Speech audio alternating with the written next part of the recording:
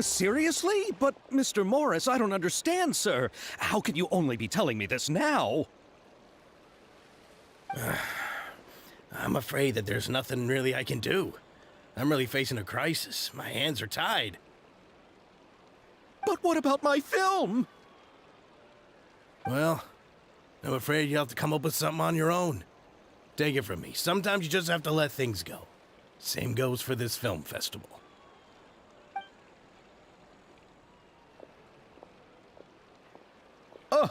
Oh.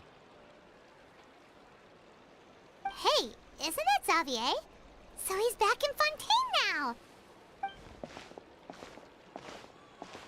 Xavier! Oh, why, if it isn't the dear Traveler and Paimon. I really didn't expect to bump into you here at this time. Well, I was doing just fine until I received some terrible news just now.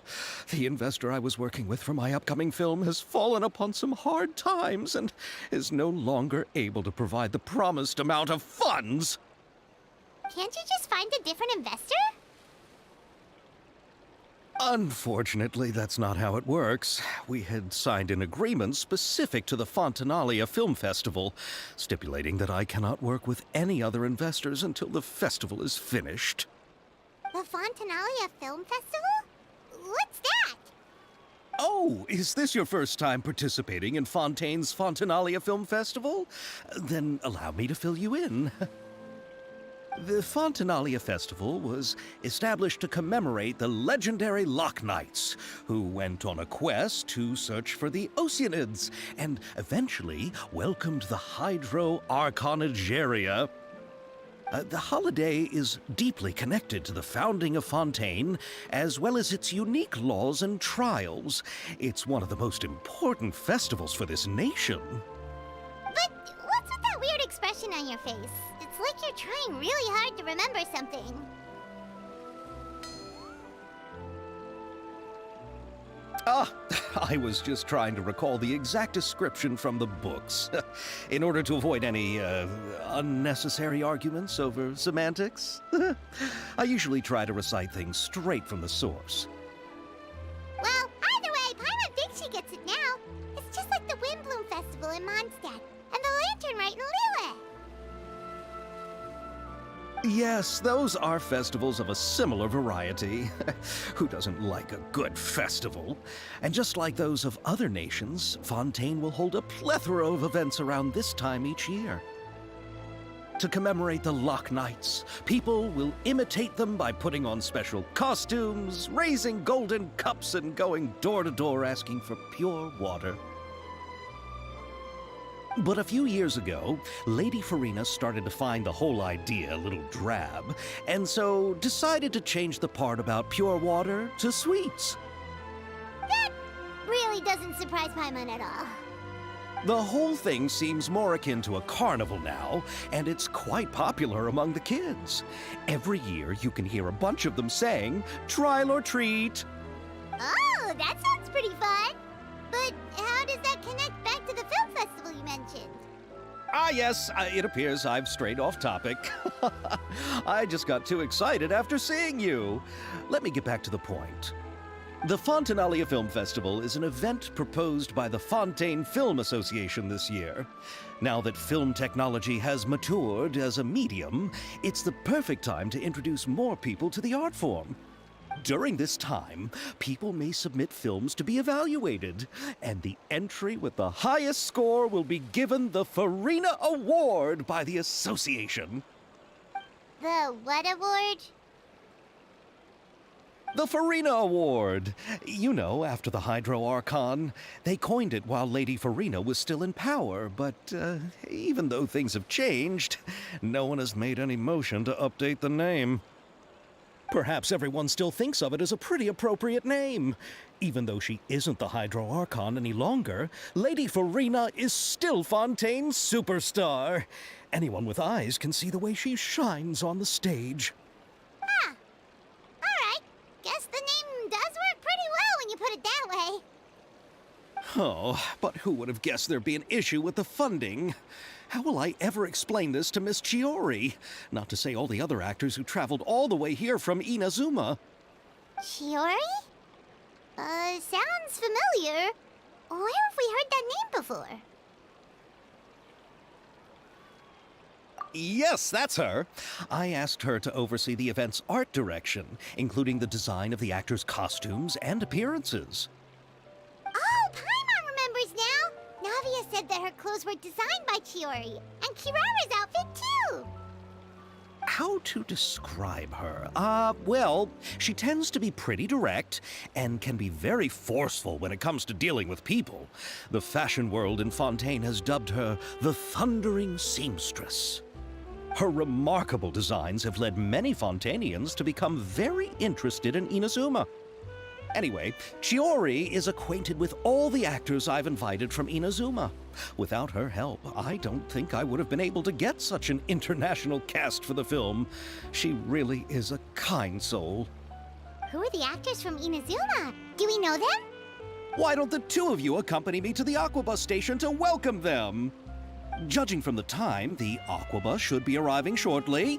Chiori will be waiting to meet me there as well.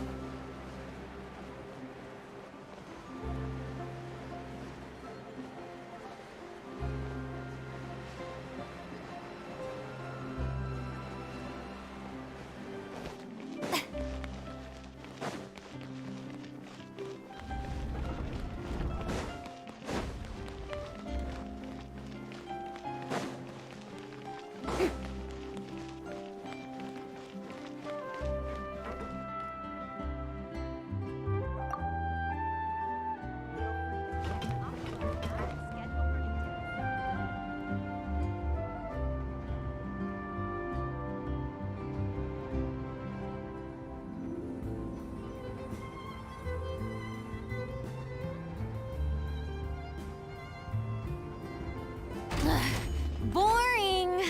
Isn't there anything else more interesting to do?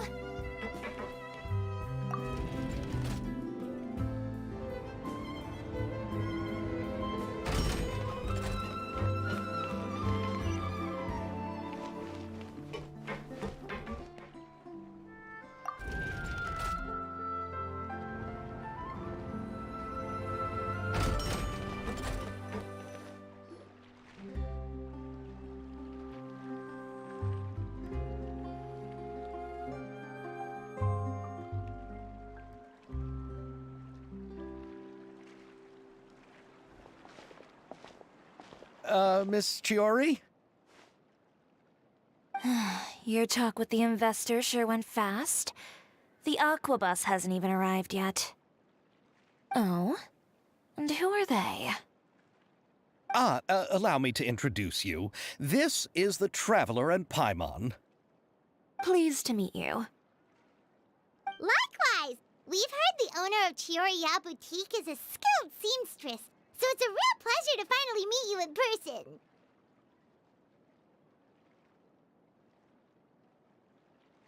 Why, thank you.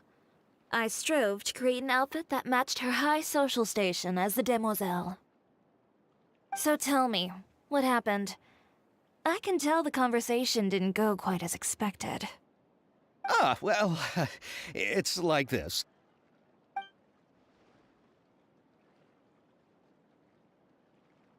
Ugh. I know, Chiori, you don't have to say it. You did remind me that this investor was a little bit sketchy. Yes, there's no doubt about that.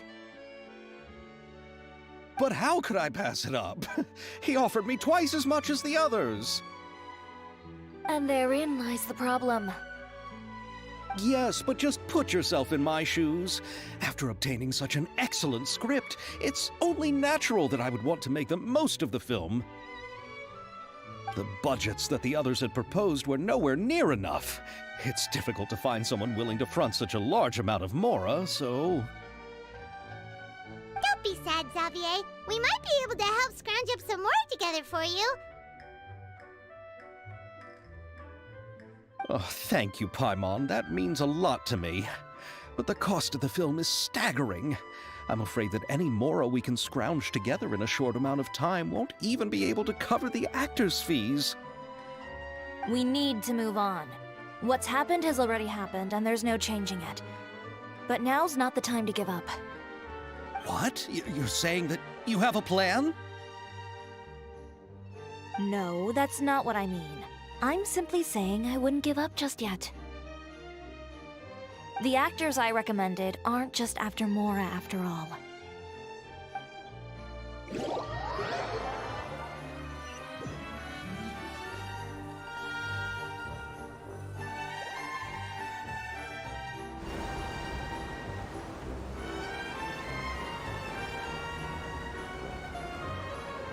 Really? Then where do you live? We Melusines live in Mercy Village. The only way to enter is from underwater. Oh, you must be pretty tired after work every day, right? I mean, you have to swim all that way just to go home. We are so thoughtful. But some Melusines choose to live in the court of Fontaine because it's so much more convenient. This is our stop. Oh, we've arrived. But I haven't even finished chatting with Aval yet. I also enjoyed Aval's introductions to Fontaine along the way. Everything you described was so clear and detailed that we can't help but want to hear more. Thank you so much. I'm usually working here on this aqua bus, so I hope I'll have the chance to see you again. There are still many more places I'd like to introduce to you.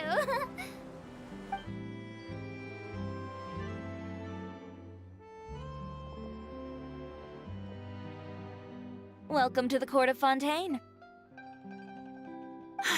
Chiori, you sure have changed a lot. This is the first time we've seen you since you left Inazuma. I haven't realized it's been so long. I was in such a rush when I left that I didn't even get to say goodbye.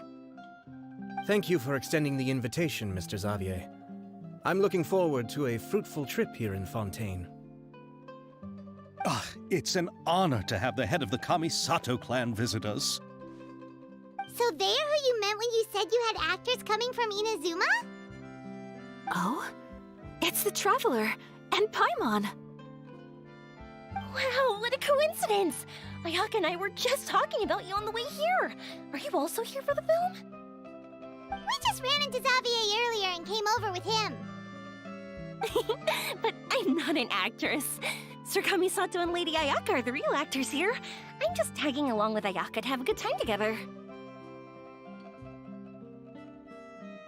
About that, I mean, how was I supposed to contact you when I was making preparations for the film? I figured you were probably busy, and I didn't want to disturb you. So I could only keep you in the back of my mind while I sought other actors to play the lead roles in the film.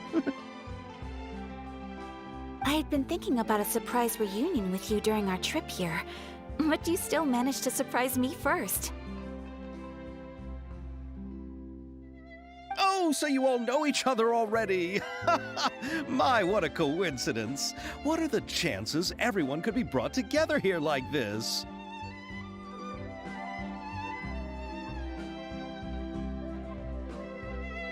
Why don't we go to Hotel de Boer and catch up over a meal? I've already made a reservation. Huh? Did you reserve 2 spots for us too? Yes, of course, of course. I'll be sure to tell the boss to serve a few more delicious dishes just to make sure there'll be enough food. Very well. Then please, kindly lead the way, Mr. Xavier.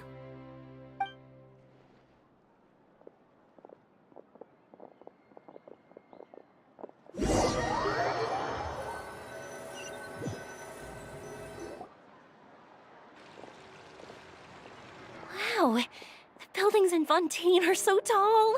Just look at how big they are. And there's the fountain that Aval mentioned earlier. It really is a magnificent sight. And look at that huge spinning sphere. Where does it get its power? Wait a sec!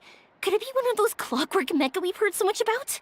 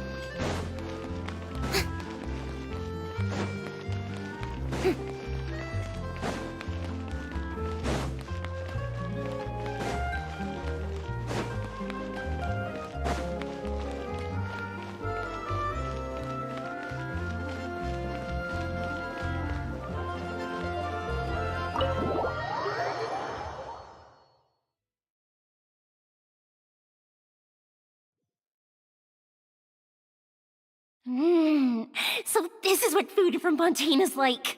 It sure is different from what we have in Inazuma. How should I describe it?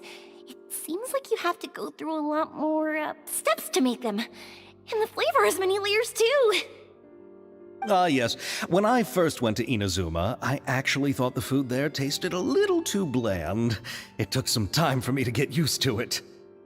Let's get back to the purpose of this trip for a moment, shall we? How have preparations for the film been coming along, Mr. Xavier? Well, I've already assembled most of the film crew, a lighting specialist, a prop manager, and a costume designer. I've also bought the copyrights from the novel's author. Oh, it's called The Two Musketeers, right? I read the script you sent me on the way here. The story is pretty good. Originally, I was planning to start filming as soon as Sir Kamisato and Lady Ayaka arrived in Fontaine, but I'm afraid I've run into a bit of a problem. Oh? What is it? It has to do with the film's investor, Mr. Morris. He suddenly informed me this morning that he's encountered some financial trouble and will be unable to release to me the amount of funding agreed upon. It's said that Fontaine's legal system is well developed. If he has violated the contract, then can't you simply take him to court over the matter? Well, I'm still more concerned about filming. Even if I were to take him to court, I'm afraid it would take months before the case could even be heard. Then, is there a way we could raise funds ourselves to solve the problem? I've considered that option too, but unfortunately, it's difficult to gather such a large amount of mora on such short notice. Besides, we have to consider the film festival's submission deadline. Mr. Xavier, if Ayaka and I were willing to perform for free, would that resolve the problem you are currently facing? What? No, out of the question. To have you come all this way just to act for free? Oh, no, that won't do.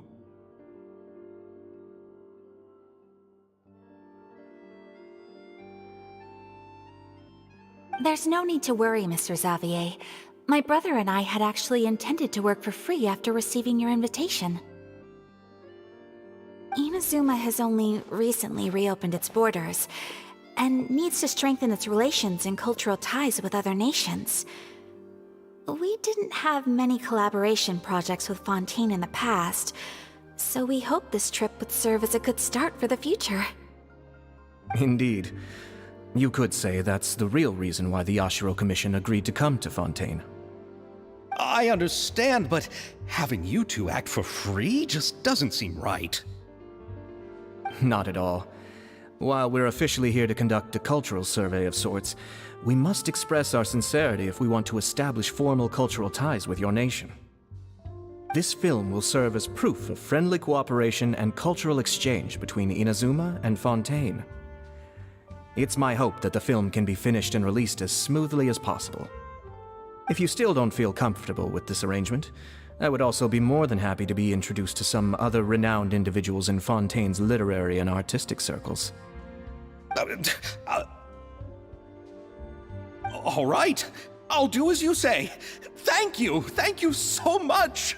I'll make sure to cobble together enough mora now, even if it means selling my house, my camera, and every single family heirloom. Come on now, no need to go that far. I'll also help you out as a brand sponsor. Me too! Even though I didn't bring much more to spend on this trip, it's still better than nothing. You are too kind, all of you. I really don't know how to... Ew. Alright, enough about that. Now that we have Xavier's savings, my support, and 2 leads who are willing to act for free, I think we will be able to make this happen. So, instead of Mora, you'll help with filming and production. Oh, but how can we help with that? We don't know much about making a film. Alright, pull yourself together, Xavier. Tell us if there are still any open positions left among the crew. All right. Let me think. We still need a camera operator, a clapper loader, and someone to manage logistics. I originally wanted to personally serve as director, but I've been too busy working as the producer. So the positions of director and director's assistant will also need to be filled.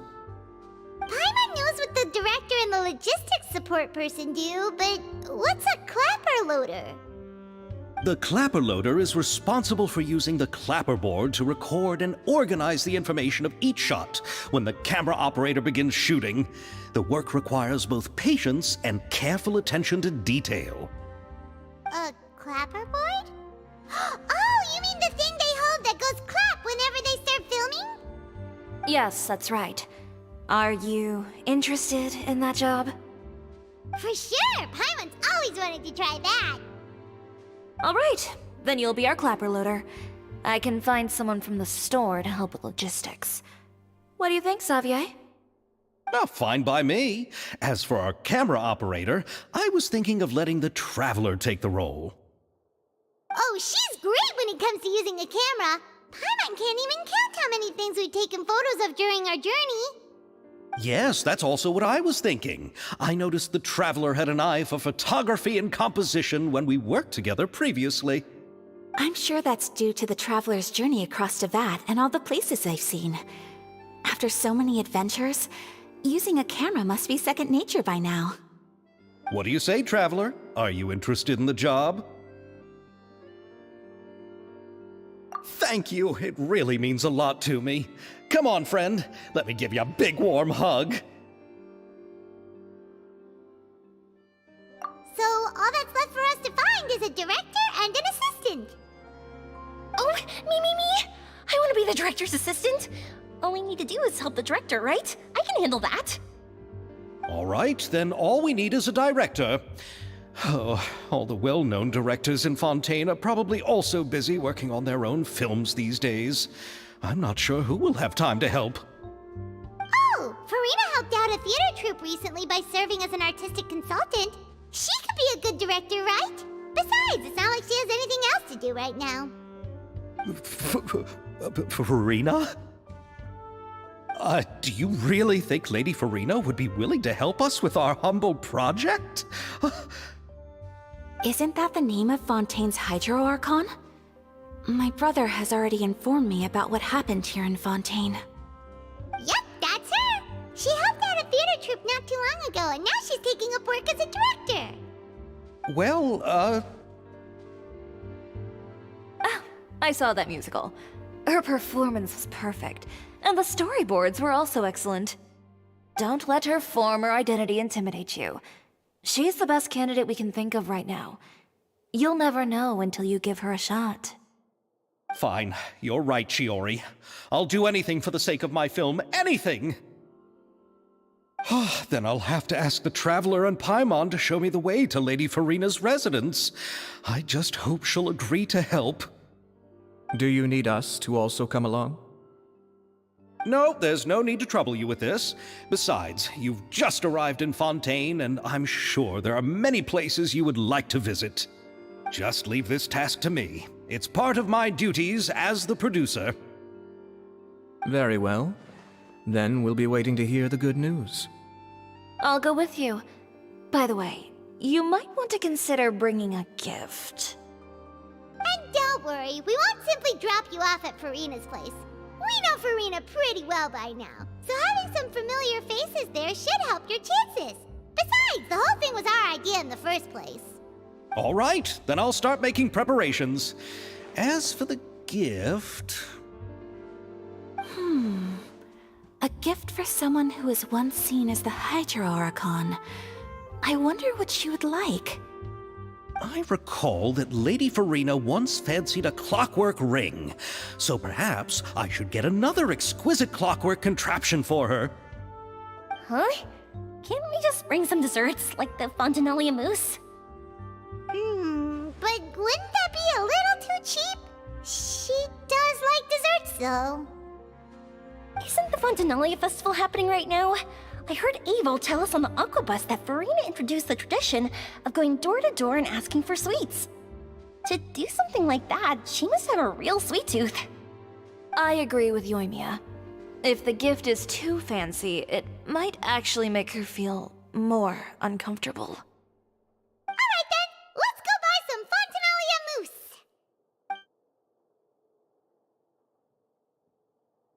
But will that really be enough? We'll be asking her to do a lot of work, you know. You're right.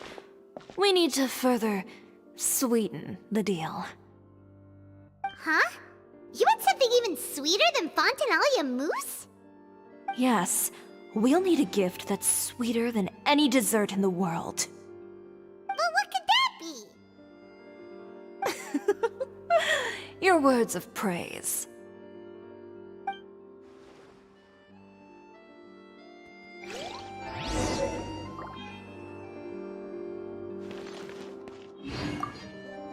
You go ahead.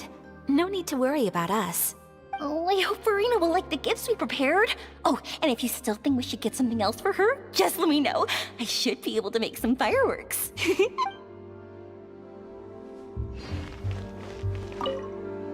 Looking forward to the good news.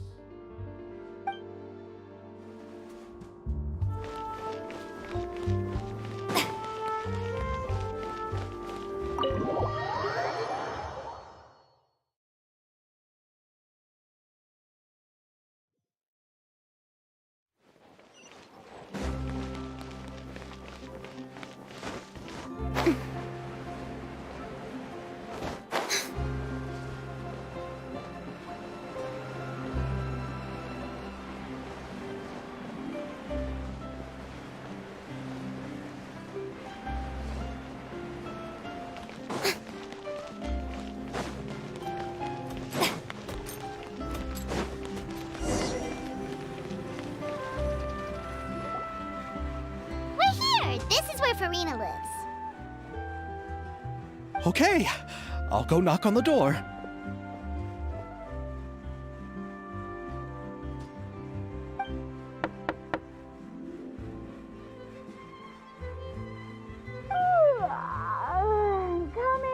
Coming.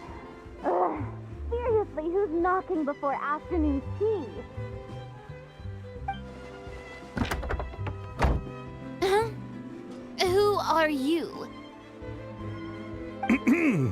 Lady Farina, please allow me to introduce myself. I am Xavier, a film director. Hello. Oh, is that the traveler in Paimon I see behind you? And who's this? I'm Chiori. Ah, the one from Chioria Boutique. Hello. So, what are you all doing here? Do you need something? Did you just get up, Farina? It's already past noon, you know. Huh? Paimon means the weather is so nice in the afternoon and the sun is so warm. Just like how you make us feel. Sleeping in late is a really smart idea.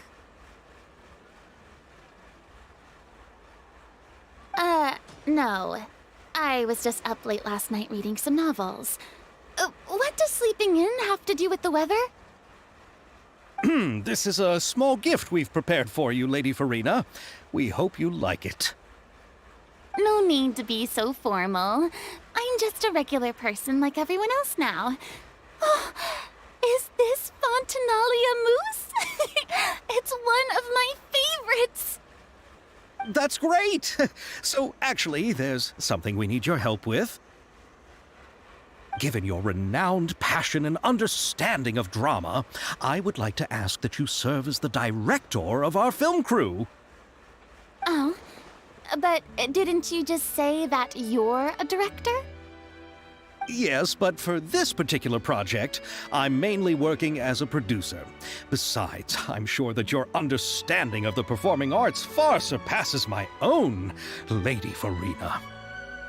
Are the Traveler and Paimon also part of the film crew? Yep, we sure are. Paimon's the clapper loader and she's the camera operator. Camera operator? That can be a pretty technical job, and it directly affects the final quality of the film. Are you really up to it? No, I'm not questioning your abilities. It's just that I've never really seen you use a camera before. Maybe you can come up with a test for the Traveler and see for yourself. If she can satisfy you with her camera skills, then you'd have nothing to worry about and can join the team. What do you say? You sure are getting better at rolling with the situation, Paimon. Oh, I do wish to see how skilled the Traveler really is with a camera. All right, how about this? We'll work with what we have. I'll give you some scenarios and see if your work is up to my standards. Very good. It's essential for the camera operator to understand the director's vision. I'll make my decision after seeing your work. Are you ready? I have high standards, you know. Okay, grab the camera and I'll give you a scenario.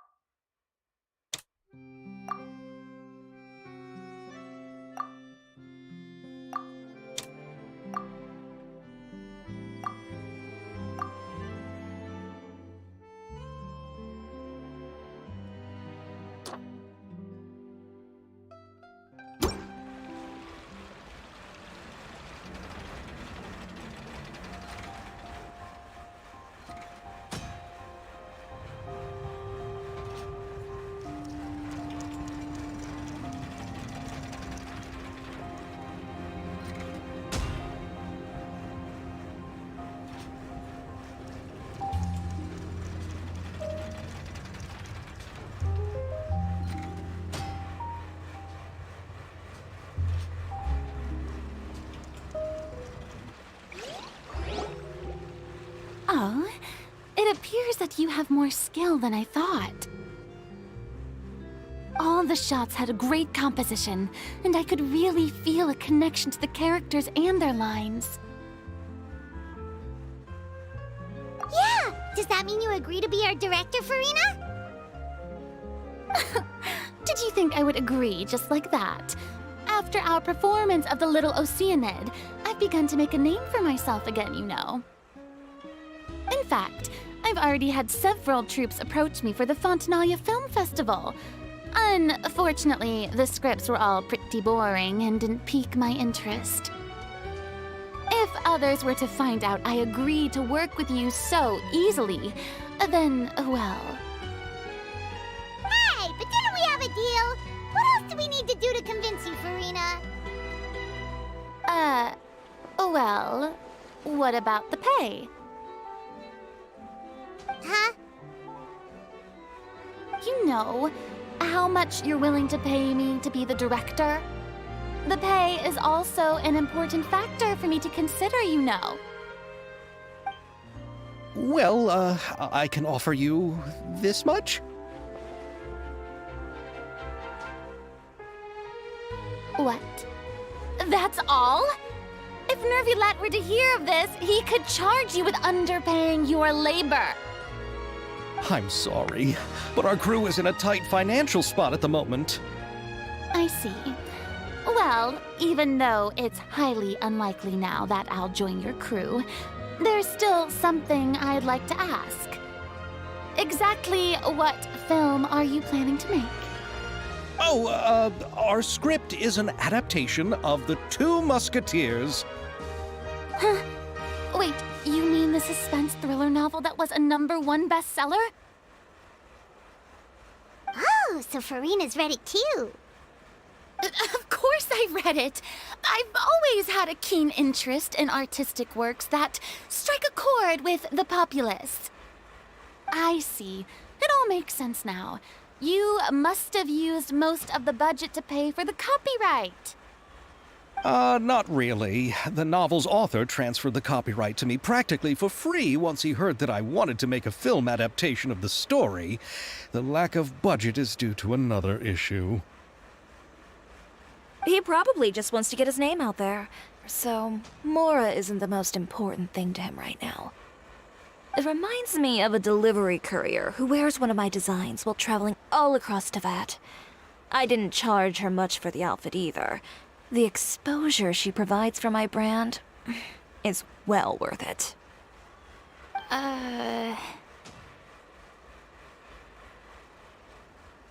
So, are you a big fan of this story, Farina?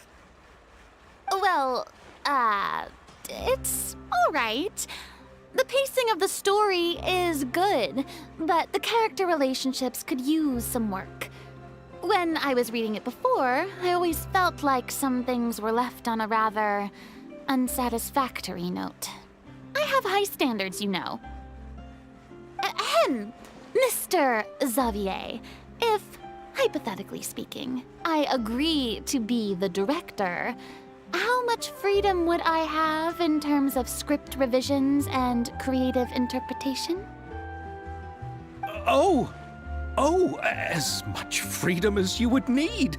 I wouldn't dare doubt the tastes of Fontaine's greatest star. Good. Then I'm free to alter the script as I see fit. Absolutely no problem.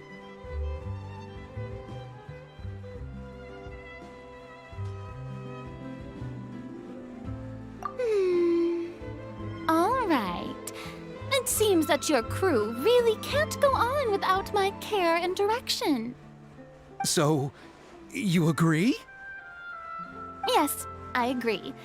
Although the pay is well below what someone of my caliber deserves. A great script calls for a great director. I mustn't let a perfectly good story be ruined due to lack of funds. If you have fine cheese and bread, you wouldn't just let it sit on the counter and get moldy just because you lack an oven, right? Oh, Hydro Archon above! I'm not dreaming, am I? Somebody pinch me. There's no more Hydro Archon, you know. And it's still a little early to celebrate. There's a lot that goes into shooting a film. Although the trickiest tasks of finalizing the script and casting the actors have already been taken care of, we'll still need to reserve filming locations. Not to say set up lighting and props. And by the way, since we'll be filming the 2 Musketeers, we'll need to find an action choreographer. Ideally, a professional who has actual experience with muskets. Yes, I've thought about this as well. I was hoping that you might know someone who could handle the job. Me?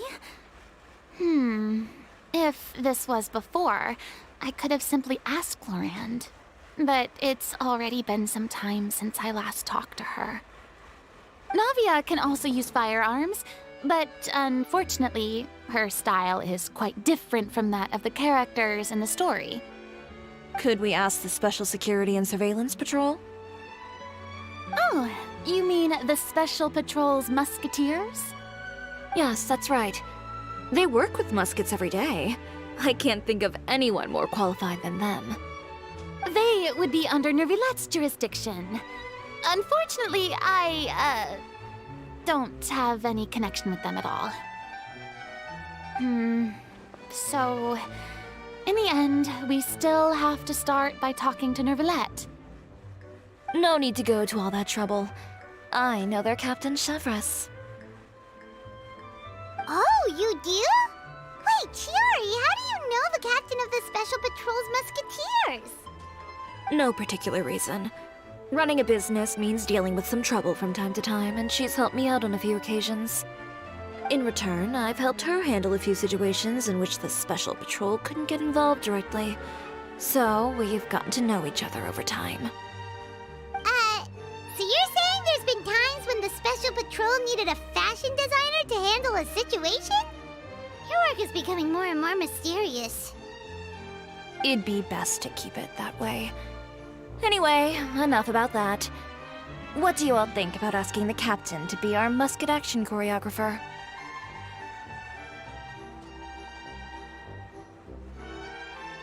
She sounds professional enough. She is a captain after all. I have no objections.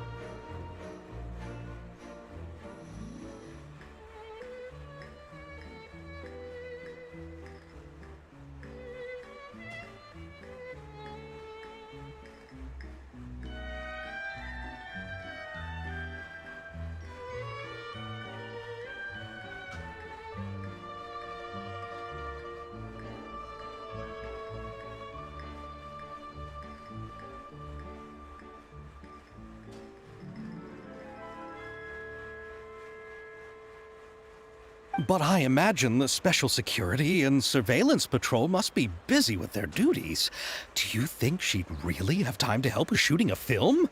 And then there's the issue of pay. Well, it just so happens that she's also not the kind of person that's just after Mora. As for whether she has time, I'll have to go and ask her first. Then I'll leave that to you. Macaroni's on sale today, so I've got to go. You can just tell me how things went when we discuss tomorrow's plan later. No problem. Having Farina join feels like a big boost to our team. Of course. Just wait until the day of our premiere. you'll witness the true power of my name in these lands. You'll be so glad I agreed to help. I can guarantee that even the standing tickets will be sold out. I'll be sure to ask some people I know to see if they'd be willing to act as extras. Seems like you're finally getting more comfortable with your own reputation now. I didn't ask for the Clapper Loader's commentary, Paimon. Then let's get going. I happen to know where Chevrolet is today. By the way, I'm curious. If my pay is so low, then what about our 2 lead actors? Didn't they travel here all the way from Inazuma? Actually, they told us that they see the trip as part of a cultural exchange, so they didn't ask for any pay. What? So is every person in Tevat who doesn't want money gathered here to shoot this film? Don't tell me Chiori isn't being paid either. I already knew Xavier from before, and he's also agreed to give my brand some good exposure. It seems the gods have really smiled upon you, Xavier. And that certainly doesn't include me, mind you.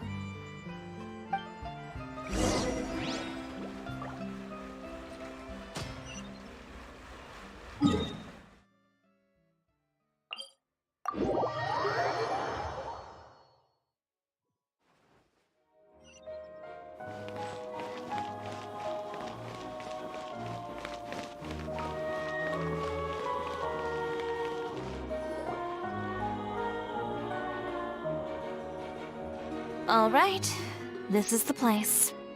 But where's the captain? There's hardly anyone around here. She's over there. The one with an eye patch reading in front of the newsstand. Oh, her! Paimon could tell there was something different about her. She seems kinda intimidating.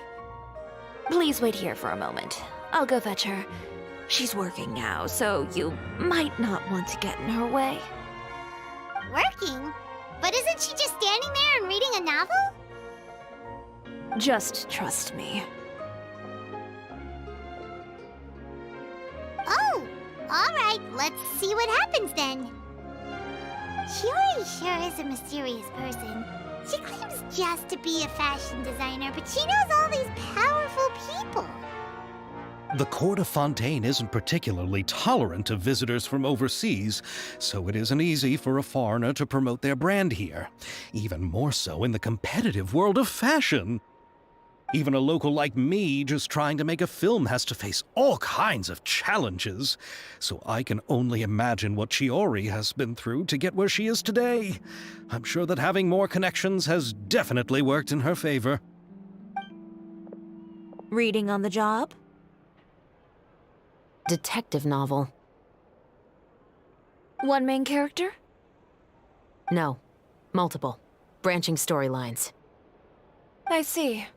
How's the plot coming along? One of the main characters is about to make a choice that will affect the rest of his life. I'd wager he's going to make the wrong choice. Any way to speed things up? There's something I need your help with. You know that doesn't depend on me.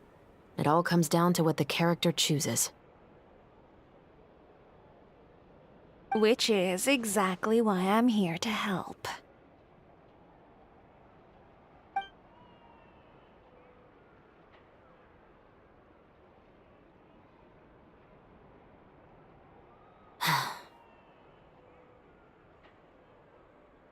All right.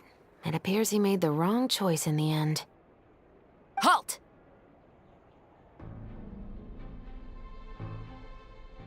Huh? What's going on?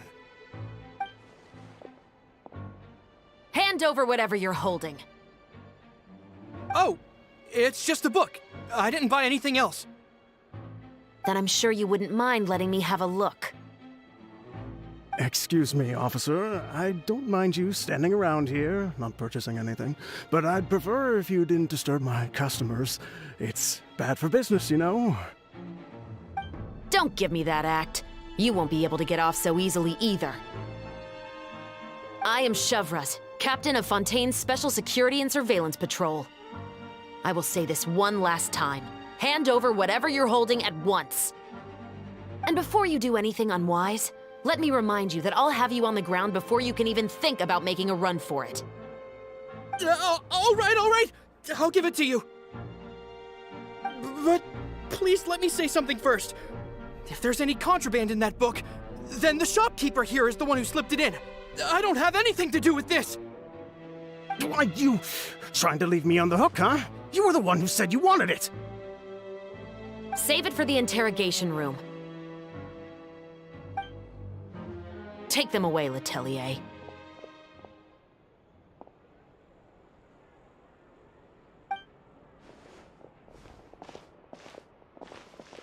What's going on here? One second you're reading a book and the next you're escorting people away. And who are... Oh! Aren't you the traveler who's been all over the papers recently?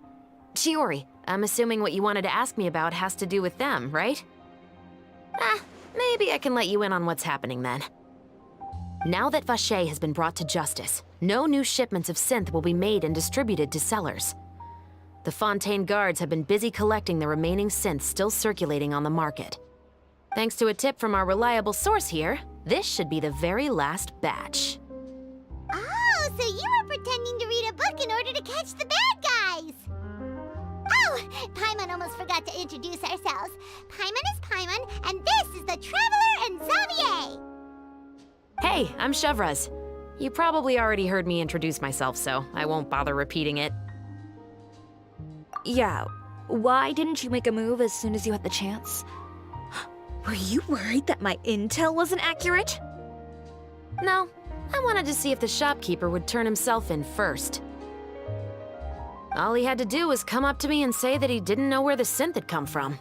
If he did that, then I wouldn't have had to press charges on him. He had the whole day to turn the synth over to Chevraz. But instead, the moment I came up and blocked Chevraz's line of sight, he took the opportunity to sell it off. Yep, he made the wrong choice, even though the right choice was right there in front of him. But you knew they wouldn't make the right choice. Yeah, I knew. I was just hoping I'd be wrong for once. Enough about that, though. What did you want to ask me about? Oh, you see, it's like this.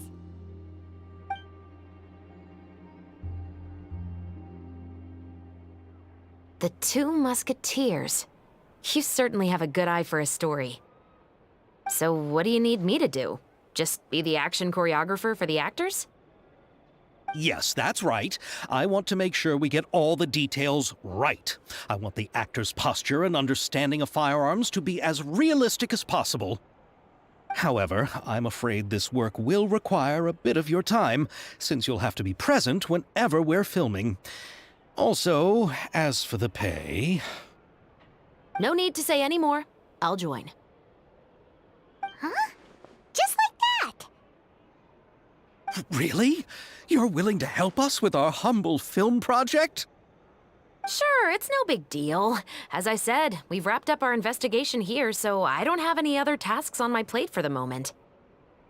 Besides, I personally really like this novel. I even have the collector's edition at home. Stories where justice prevails over evil never get old for me. Then we've got a deal? Yes, I'll see you on set tomorrow. Oh my! I can hardly believe it! I should tell Lady Farina immediately. Oh, and I must tell the prop manager and lighting technician to get everything ready. We start filming tomorrow! Calm down, Xavier. The film is going to take more than just a day to finish. Still, I should also head back now and start preparing the actors' costumes and makeup. Alright, guess that's it for today then. Traveler, Paimon, please stay for a moment. I have something to tell you. Then I'll take Xavier back. Poor thing. He's so excited that he can't even walk straight anymore. I don't want to spend our first day fishing our producer out of the fountain.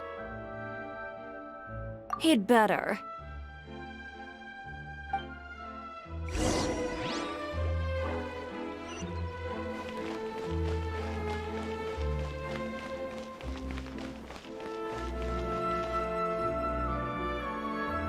So what did you want to tell us, Chevres? Have you read The Two Musketeers? The story is about a pair of children born into the household of a baron, and their struggle to survive together and take revenge for their mother. They were raised at the baron's estate, where their mother worked as a maid. The two were illegitimate children that the baron had with the maid, so they were never treated well by anyone. One day, upon returning home, they found their mother had been murdered and left dead on the floor. It was quite evident that the culprits were the other members of the baron's household, who never had any kind words to say to them. However, the baron was able to exert his influence and keep the whole thing under wraps. The mother's death was eventually deemed as a suicide, and there was no chance of bringing her murderers to justice. The two siblings decided to flee and someday avenge their mother. Many years later, members of the baron's family suddenly started turning up dead one after the other, all killed by gunshot. A rainbow rose was found on each of the victims' bodies, being the flower that the kid's mother liked best. The Baron believed that the mother's soul had come to take vengeance on him, so he lived in fear each day. But it was actually those two siblings who had fled all those years ago. They relied on each other to survive and trained day and night, eventually becoming adept musketeers. They used all of their abilities to collect evidence and clues before executing their plan and exacting revenge on the Baron. Their actions let the truth behind their mother's death be known to all. That's quite an exhilarating story. Yep, the Baron got what he deserved for his evil deeds, and justice was able to prevail. It was just the kind of story I enjoy. Oh, so is that why you were so willing to join our crew, Chevres? You could say it was one of the reasons. Oh, you mean there were other reasons too? I've read the reports about you. Whether it was at the trials or when you lent your hand to resolve our nation's crisis, you've shown that you've got a strong sense of justice, as well as a great mind for deductions. Yes, you're as sharp as I expected. It seems you've experienced many similar situations before. There's been a recent murder case involving Muskets. The perpetrator's methods appear to be very similar to what is described in the novel. Huh? Really? But Paimon didn't see anything about that in today's papers. The Marechaussee Phantom hasn't yet released any information to the public because the investigation is currently at a standstill. The murderer is extremely cautious. A murder involving firearms? But not that many people use those in Fontaine, right? Impossible. We perform a routine inspection of our firearms and ammo reserves every day. If one of the weapons had been fired, it would stick out like a sore thumb. Besides, I trust the members of my platoon. However... well, that's all I can disclose about the case today. Huh? What do you mean? I hope you all can go back and get some shut-eye. You can decide tomorrow whether or not you'd like to join the investigation with me. I'm aware this might not be the ideal time to add more to your plate, but the more capable people we have, the better the chances that justice will prevail. Carrying out investigations isn't actually supposed to be our responsibility. Our job is to apprehend the perpetrators. Finding them is really up to the Marechaussee Phantom. You could say I'm taking part in the investigation out of personal interest. I don't want people to see Muskets in a negative way, and also, I'm concerned about the similarity between the crimes and the story. You mean, they might be connected somehow? I suspect so. Just to make myself clear, this is not an order, nor is it a deal of any kind. It's a request, nothing more. If you two have any interest in the case after we finish filming tomorrow and are willing to assist me, then I would be most grateful. What do you think, Traveler?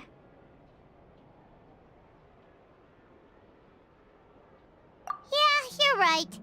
Paimon's getting a little tired, too. We've really been hustling all day. You'd better head back and get some rest.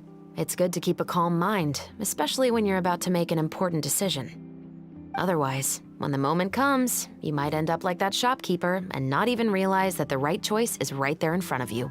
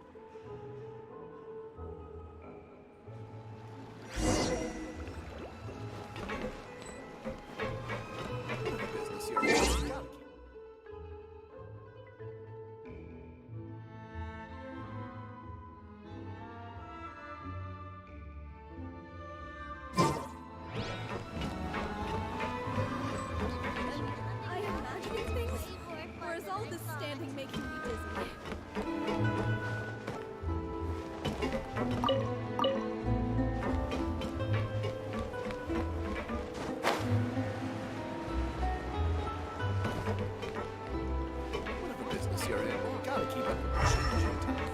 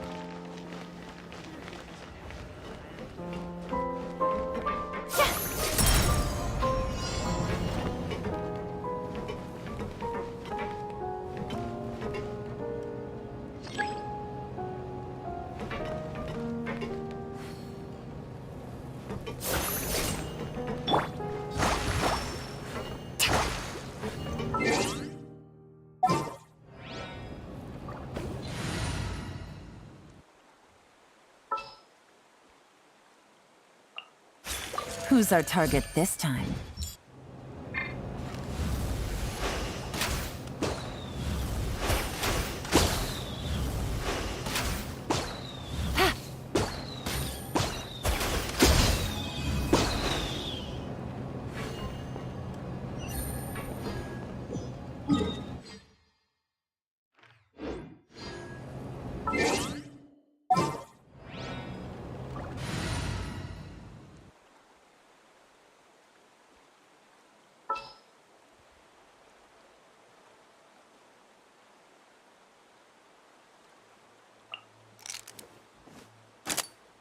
Let's get this interview started.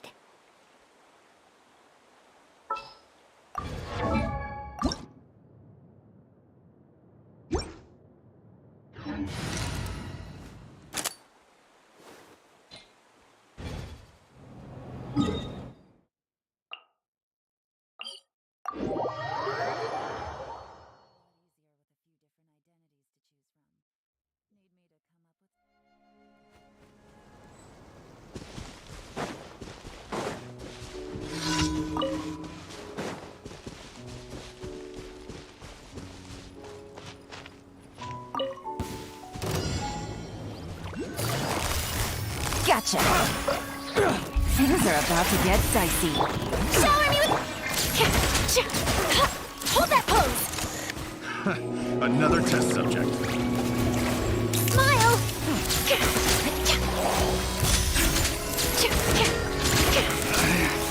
Should ice my hand.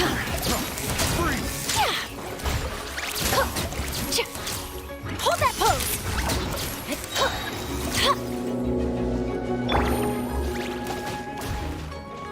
Game's up. Time's over. We'll talk. Truth bomb! Smile! Strike a pose! Busted. Gotcha. The wrong test subject.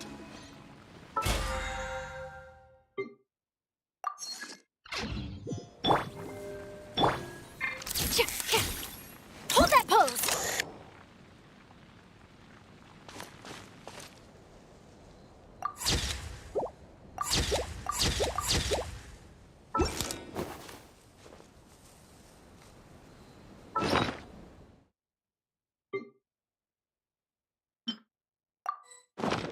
Say cheese!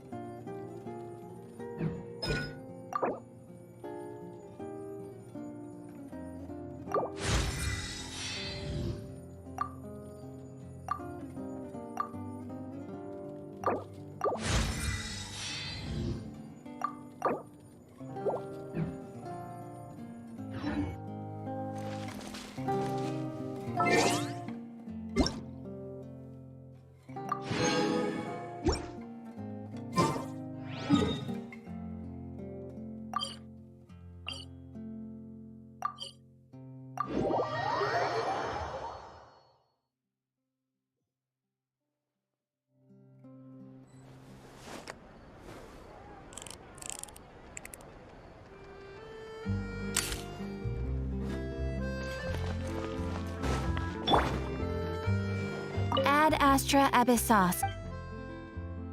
Thank you for complete.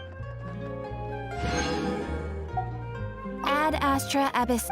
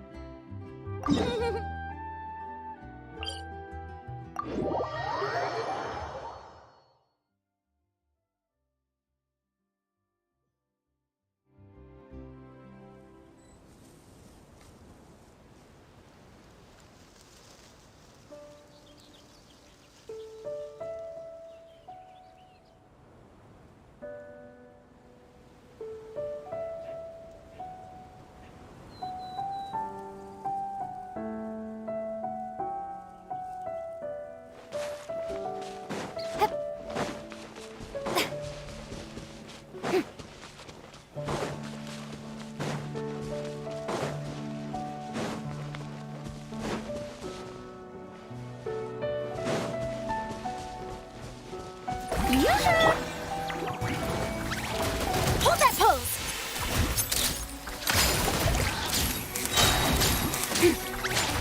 Breaking news! Let my name echo in song! Busted. Gotcha. Things are about to get dicey. Smile!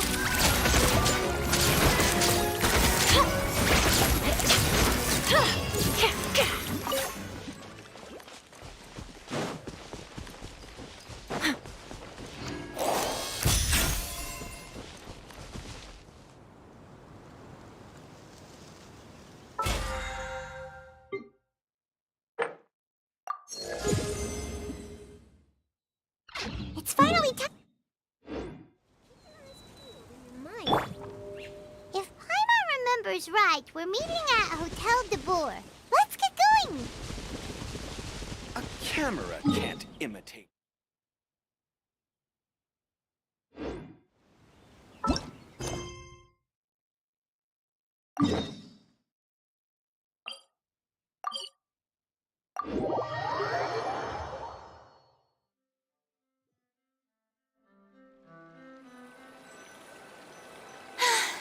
Being too popular can be such a hassle.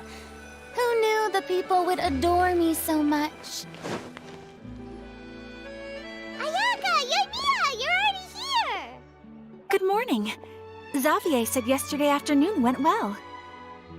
Yeah, and how about you, Ayaka? What were you up to yesterday? After we split up, Ayato went to see Udex Nervillette at the Palais Marmonia. I was originally thinking of going with him, but he said he could manage it himself. He told me to go see the sights around Fontaine and to enjoy the local culture. So I rode the aqua bus with Yoimiya and visited the Opera House on Aranias Island. Yeah, you wouldn't believe what we saw there! 2 mechanical puppets that were dancing together! You've already seen them, right?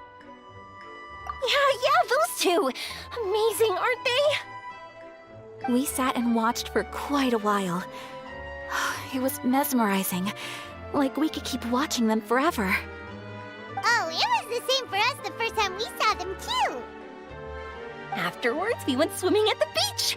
Well, diving, to be exact. It was the first time I ever breathed underwater! I held Ayaka's hand and we counted down together. 3, 2, 1, and then splash! We were beneath the waves.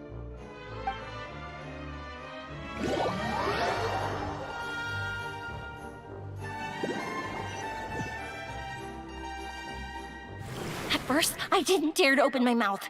But once I couldn't hold my breath any longer, I decided to take a big breath in. Turns out the water wasn't as salty as I imagined. It didn't really taste like anything at all. Before I knew it, I was breathing like normal down there. It was an amazing feeling. Ayaka said I was too nervous and needed to loosen my grip. She got used to everything way faster than I did. I knew that the Traveler could do it, so I had no doubt we could do it too. That helped me feel at ease as soon as we dove in. The underwater world in Fontaine truly is beautiful. I love seeing the romaritime flowers blossoming underwater, like little candles lighting up the streets at night. Yeah, and there were so many creatures that we've never seen in Inazuma. Like those fish that shimmer like a sword blade. Whoosh! Oh, and those big fish that call when they see people. Ooh. Oh, you mean Hunter's Rays and Blubber Beasts! I just love the name Blubber Beast. Just wait till Pops and the others hear about this. They probably won't believe a word I say.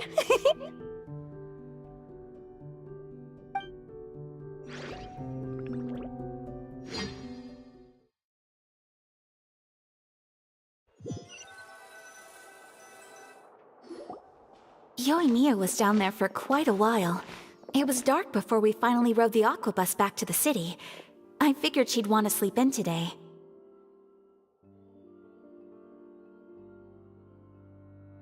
Yeah, even I was worried that I wouldn't be able to get up. I still felt like I was drifting in the waves when I went to sleep last night. But as soon as I woke up today, I remembered that we'd all be shooting a film together, and I was ready to go. Speaking of the film, where's everybody else? My brother and Xavier were speaking to the restaurant owner about using the place as a filming location. They should be here soon. As for the others, we're here.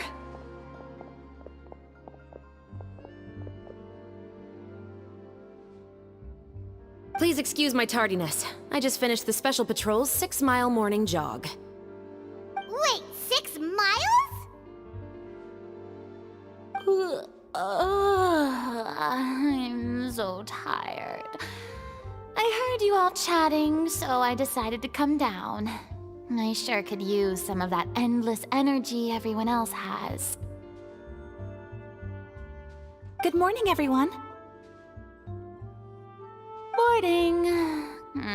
Can someone fetch me a cup of coffee? More milk, hold the sugar. Sure, I'd be happy to do that for you. No, you can't go anywhere. Please, have a seat over here so I can get started on your makeup.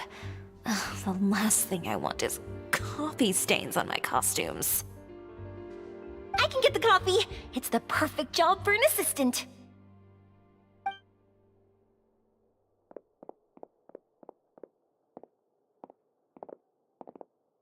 So much energy. Seriously, what's her secret? Oh, Yoimiya's always like that. But you sure look exhausted, Farina. It's because you're not used to waking up so early, huh? Of course not. I spent the whole night reading the novel from cover to cover, marking sections that either need to be omitted or adapted. Wow. Paimon didn't expect you to be so thorough. Well, I was the biggest star in all of Fontaine after all. It takes more than just a pretty face to earn a reputation like that. I know how to get serious when the situation calls for it. I went all out when I was acting as an Archon, so why wouldn't I do the same for my own life? Here's your coffee, Farina.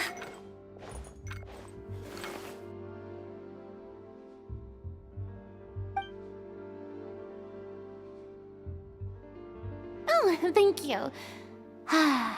The sound of being called director and the aroma of coffee feels almost as refreshing as hearing the birds chirping in the morning. Ah, it seems everyone has managed to arrive on time.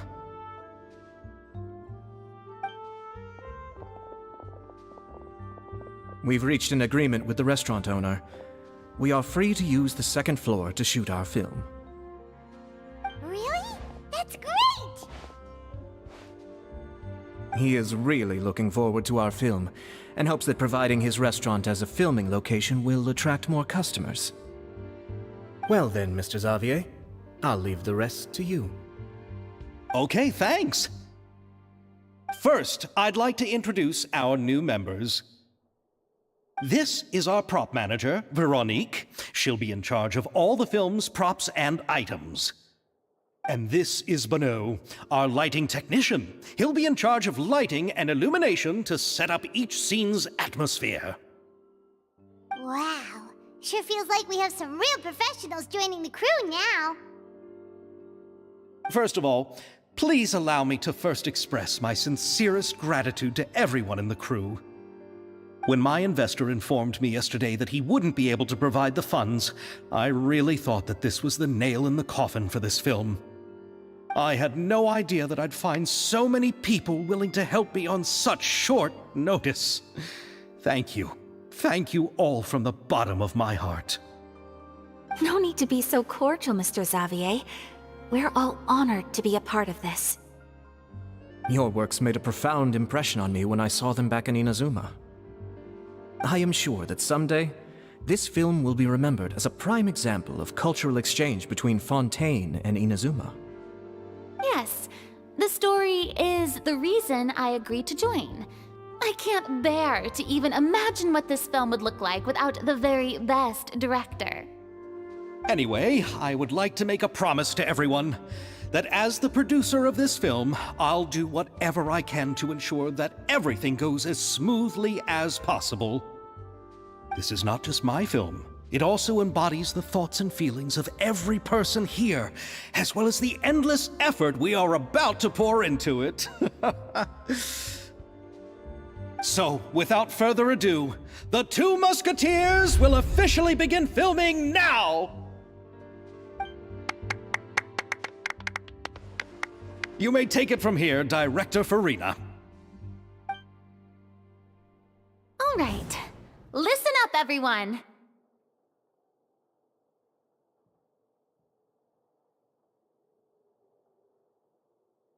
The first scene takes place when the two young musketeers are living at the Baron's home, still unaware of all that is about to happen to them. We'll need props and lighting to set the scene. Our lead actors can go get their makeup done, and extras, please take this time to go over your positions. Whoa. Seems Farina's really kicking things into gear as the director. Is everyone clear? I don't want anyone traipsing around the set like umbrella finches. All right, cameras will start rolling as soon as the set is ready. Let's make a film that'll make some serious waves in Fontaine. Not the kind of waves that drown people. I mean, the good kind of waves.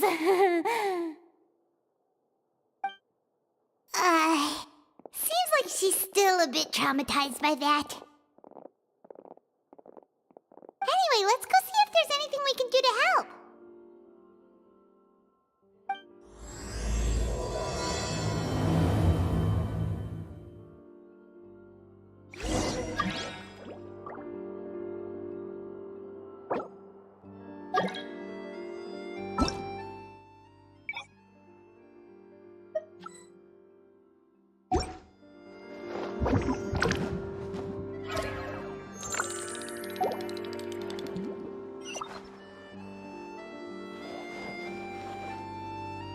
I don't need any help here. Why don't you try asking someone else?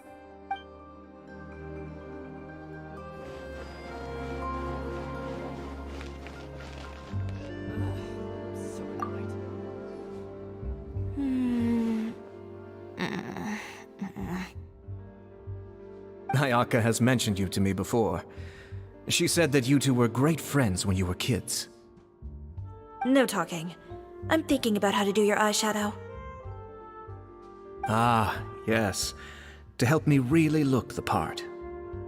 To achieve a more young and naive look for this scene. Are you saying the wrinkles around my eyes are too deep? You just have too much of a calculating look in your eyes. You sure don't mince your words. It seems you really haven't changed much. Quiet.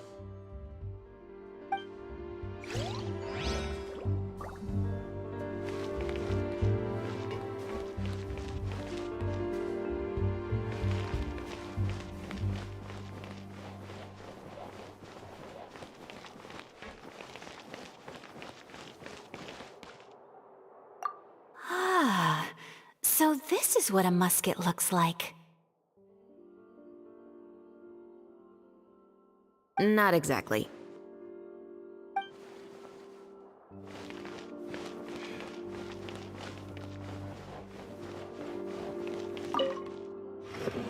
How about here? A little more to the left. You got it. Hey, Yoimiya, do you need a hand? No, I'm fine.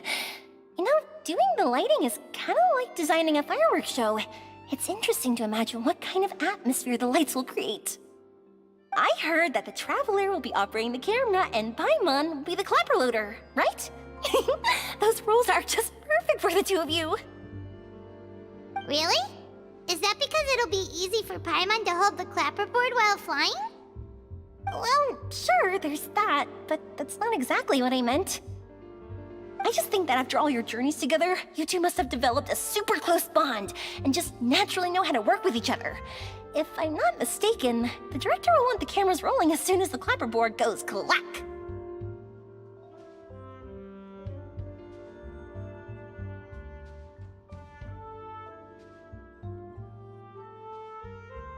Oh, I see! It's amazing to see the magic behind filmmaking. Yoimiya, we need lights over there, too. Oh, on it! I've got to get back to work. Chat with you later. Oh, it's exciting to see so many people working together to bring the film to life. Seems like Yoimiya's really getting into it. But she was right. We do have a super close bond, don't we? Paimon's really happy to hear that.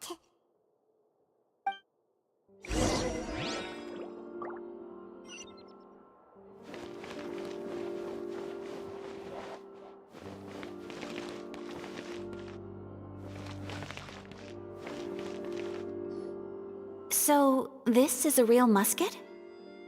No, it's just a prop weapon. Not bad. Have you seen a real musket before? Only in books and newspapers. I made this one based on the relative shape and proportions I saw in reference images. When we're filming, some special gunpowder will be applied around the muzzle, which will help create the flash and smoke effects of a real gun being fired. Which means it'll be up to the actors to portray the recoil. That's right. The sound effects for gunshots will also be added in post-production. Thank you, Veronique. I think I know where to start now. However, the musket's gears and firing pin could still use some work. Adding some wear on the metallic components will make them appear more realistic. Also, be sure to rub the muskets with some oil each time before we start shooting. That'll give the impression that the firearms have been well maintained. Good point. You seem to know a lot, Miss Chevres. I assume you use these types of firearms on a regular basis? Yes, I perform routine maintenance on my weapons every day. Just like we as people need to eat and sleep, muskets need to be cleaned and maintained. I also perform similar care for my sword every day, and familiarize myself with its shape and weight, to the point where it feels like a natural extension of my body. Yes, this way, our weapons will never betray us in the heat of battle. Yes, well said. It seems we have the same philosophy on this topic. Oh, sounds like they found a common interest to talk about. Though these props differ from the muskets I use, I can still give you some pointers. Good. I look forward to your instruction. First and foremost, never point the weapon at anyone, regardless of whether it's a real or prop weapon or whether you're holding it or it's on the table. This holds for any time when you're not actively engaging an enemy. Okay, understood. When aiming the musket, extend your arm so that it's level with your shoulder, and use your eye to look down the weapon's sights. Like this? Not bad. Now, try saying your lines. This is the end of the road for you. Good. Now turn your body a little. That way, you'll give your enemy less of a target to work with. And relax your shoulders. Here, allow me to demonstrate. This is the end of the road for you.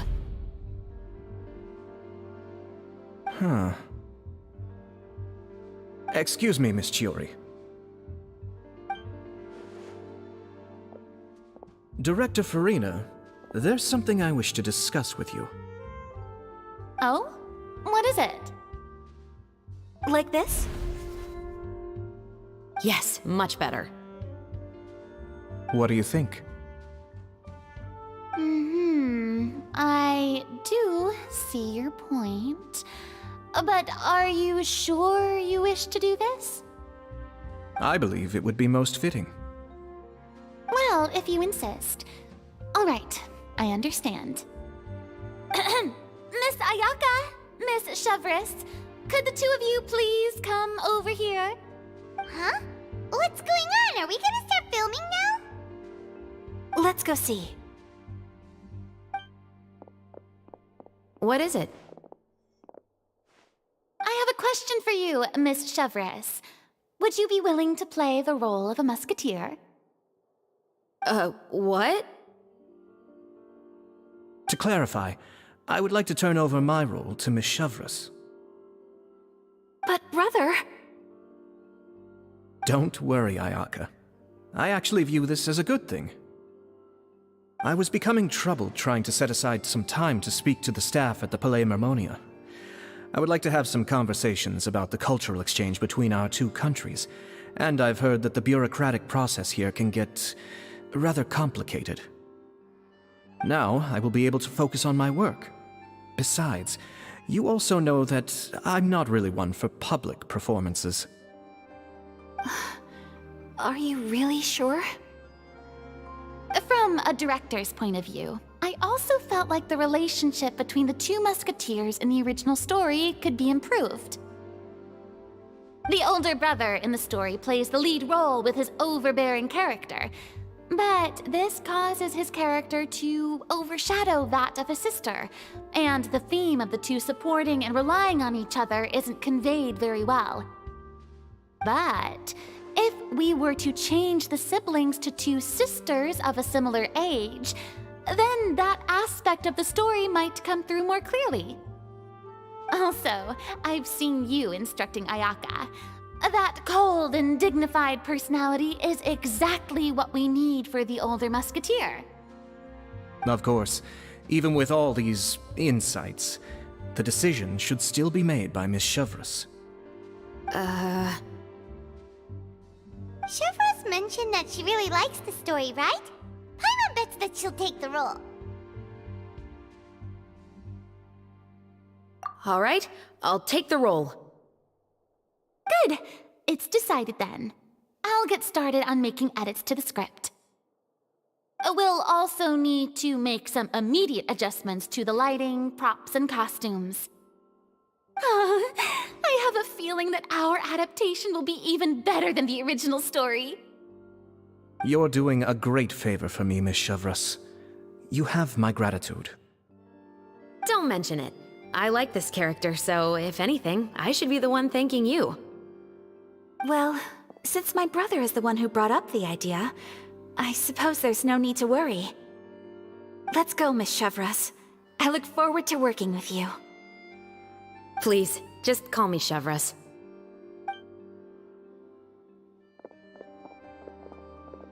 Seems like you're really going out of your way to solve the problem I was having with your makeup. Surely you jest, Chiori. I assure you that I was mostly motivated by a desire to spend more time on formal business. Oh, come on. You really think I'd buy that? According to what I've heard from Ayaka, her brother is someone who can juggle 10 different matters at the same time. I'm sure you have other reasons for backing out. Perhaps. Ayaka always said she wanted to go out and see more of the world, just like the Traveler. But I feel that she needs not only to see other nations, but also to make some different kinds of friends. I think it would be harder for her to make new connections with me constantly by her side. I would like to give her some space. Alright, go on. Spoil her some more. Ayato, it's too bad you're stepping down from the role. Paimon really wanted to see you act as a musketeer. No need to poke fun at me. I'd wager that you also felt that I wasn't the best candidate for the role. It's a little hard for Paimon to imagine you saying those lines. Yes, I've made an appointment to meet some people from the Palais Mermonia. Now, I will have some more time to prepare. Traveler, get the camera ready. Paimon, get the clapperboard. Actors, to your positions. We're about to start shooting the first scene. Go on now. And please take good care of Ayaka. Yep, don't worry. Thank you. I look forward to seeing the film when it's finished.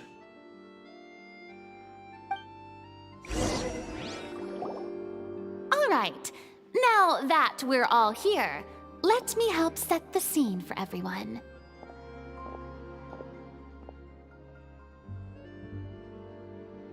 The first scene takes place when our two main characters are still living at the Baron's estate.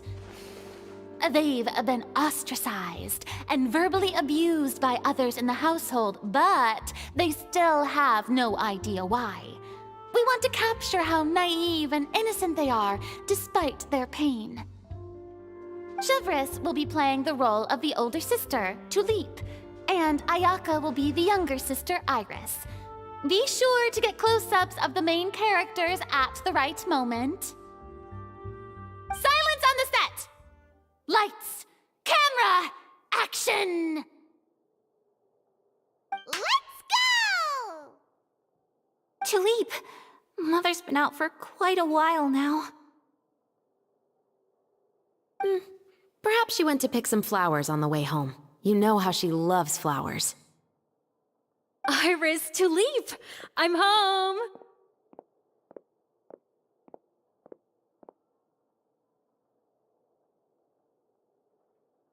Mother!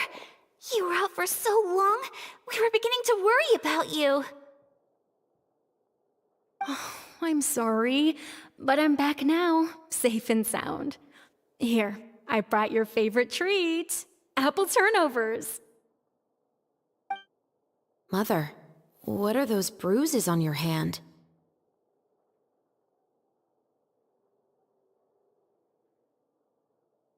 Huh? What bruises? Oh, I must have bumped into something while I was working yesterday. But I didn't notice them this morning. Then perhaps they're from when I accidentally tripped when I was out just now. By the way, did you have fun playing at home?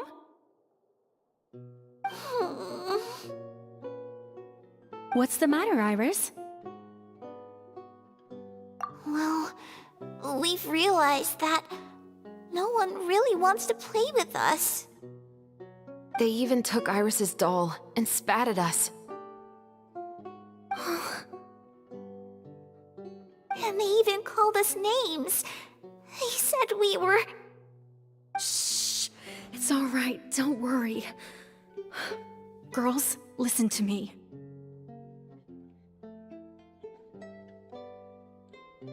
It doesn't matter what anyone says. Don't listen to them. No one can define you with such words. You both have wonderful lives ahead of you. Just like your names. You will both blossom like beautiful flowers. Maybe your time to blossom hasn't quite come yet, but one day, you two will bloom more beautifully than anything else. Don't let the soil you're in now ruin your future beauty. Understand? My dear daughters. And cut!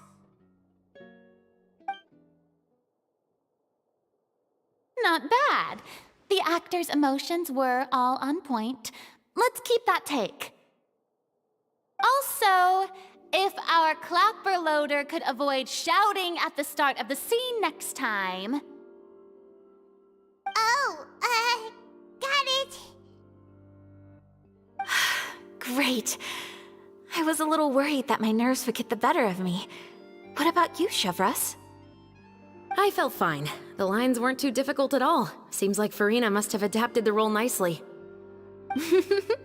You two were great. I couldn't tell it was your first time acting in a film. You should have more confidence. Thank you for your encouragement. Positions, everyone! We'll move on to the next scene after we try a few more camera angles.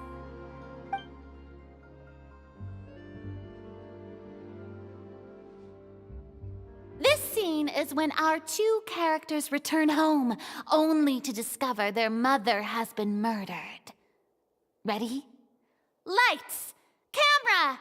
Action! Mother, we're back! Mother?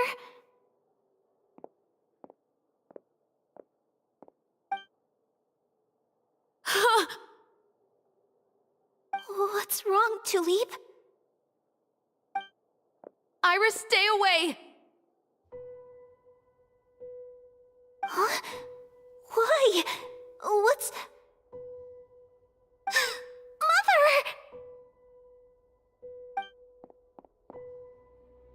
Mother, she's...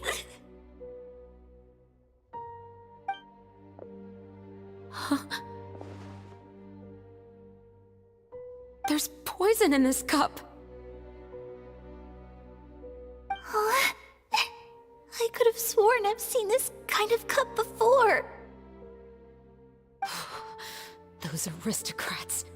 They didn't even try to cover up their actions.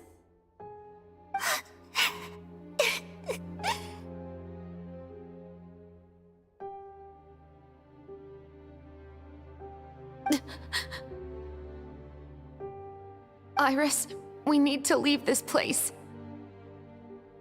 Leave? But now that Mother is gone, where can we even go? Anywhere. All I know is that we can't stay in this house. But away with this? We'll have our revenge, I promise you. Just not right now.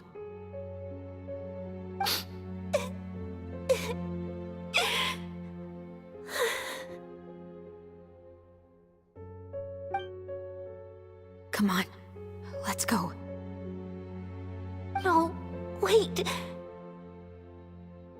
We can't just leave Mother here like this. At least let me leave this rose with her.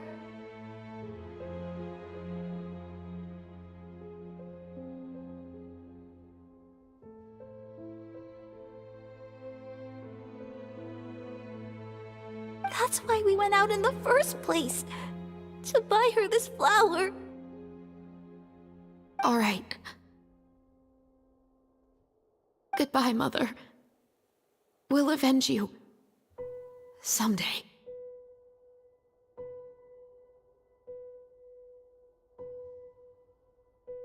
And cut!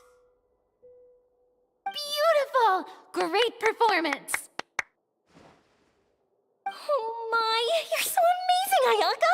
And were those real tears I saw? How did you do it? I was surprised too. Thank you for the kind compliments.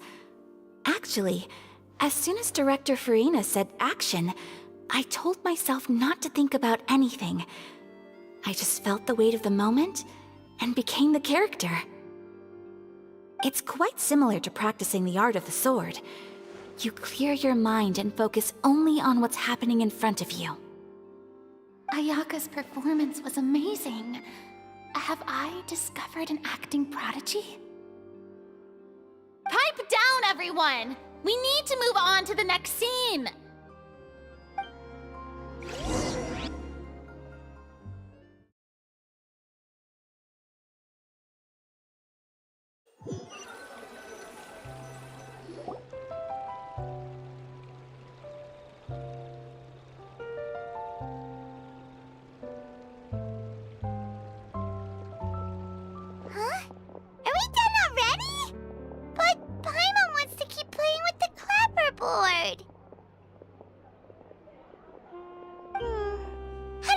Traveler. Is your arm sore from holding the camera all day? Good work, you two.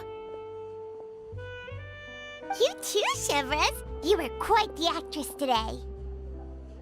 I've read this novel many times before. I have a good grasp of my character's mindset. Anyway, do you remember my request from yesterday? Oh, right! We were having so much fun that Paimon nearly forgot!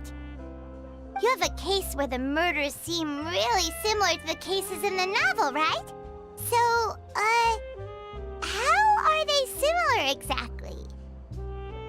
In the story, the main characters grow up to become two musketeers, always using their guns to carry out their revenge. And on each of the victims, they place a rainbow rose as a signal that they've returned. Yes, that's correct. We found rainbow roses just like in the novel. Seems like you're connecting the dots now. Oh, that does sound pretty concerning. Especially after seeing the script today. Oh, now Paimon can't stop wondering what kind of ulterior motive the murderer might have. What do you think, Traveler? You're smart. Paimon wants to hear your thoughts. Good. On behalf of Fontaine's Special Security and Surveillance Patrol, thank you for your dedication to justice. There's no time to lose. We should start investigating right away. Follow me. Huh? Right now? But we just got done filming all day. Paimon's so tired. The most valuable intel always comes after nightfall. They are like small, remote islands in the middle of the sea. If you don't stay vigilant, you will pass right by them in the fog. That's how one of my favorite books always puts it, at least. So, where are we going right now? Let's start by checking out some workshops that sell mechanical components. If the culprit is making their own weapons, it's very likely that they'll visit those sort of places.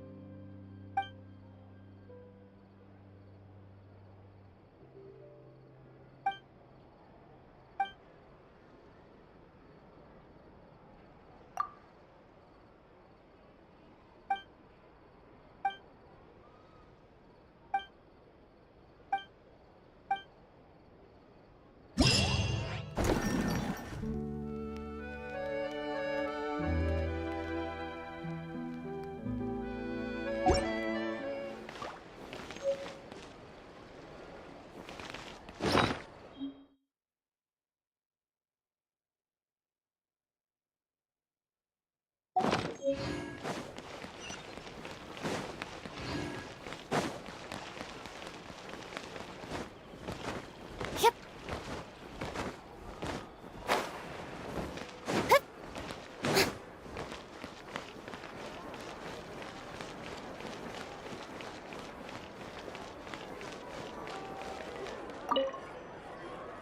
Welcome to Le Show's Clockwork Workshop. How can I help you?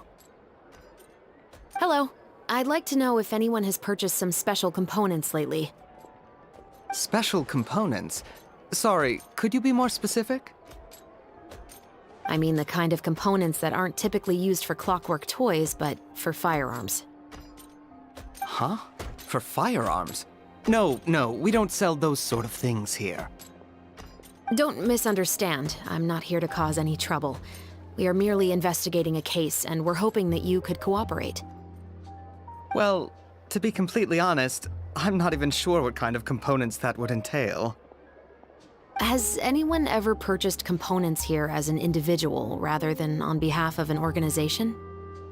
We have a lot of customers who buy toys, but those who buy components are all regular customers who buy in bulk on behalf of their organization. Is that so? I understand. Thank you for your cooperation. You're welcome. It's the least I can do.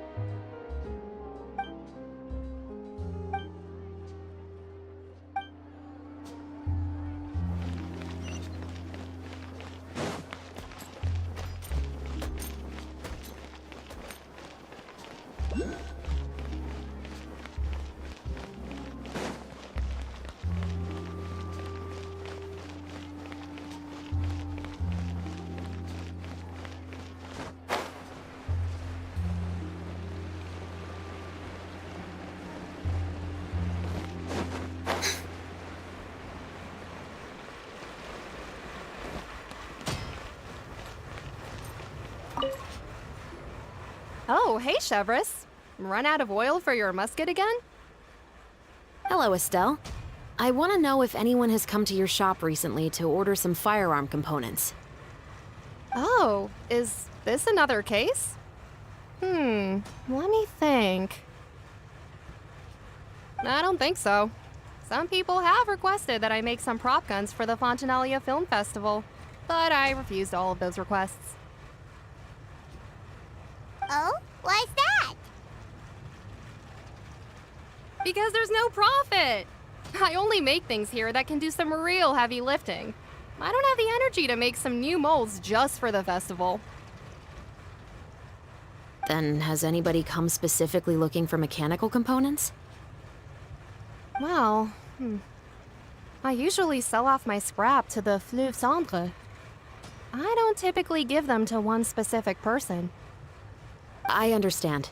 Thanks for your cooperation. Don't mention it. Always happy to have the Musketeers' patronage. Seems like we haven't found any leads to go off yet. Yeah, unfortunately. All right, let's head to Fleuve Cendre next. Huh? Are you sure? People might not be so thrilled to see the captain of the special patrol there. You think so, huh? Then I guess you don't know. Huh? Know what? That I grew up in Fleuve Cendre.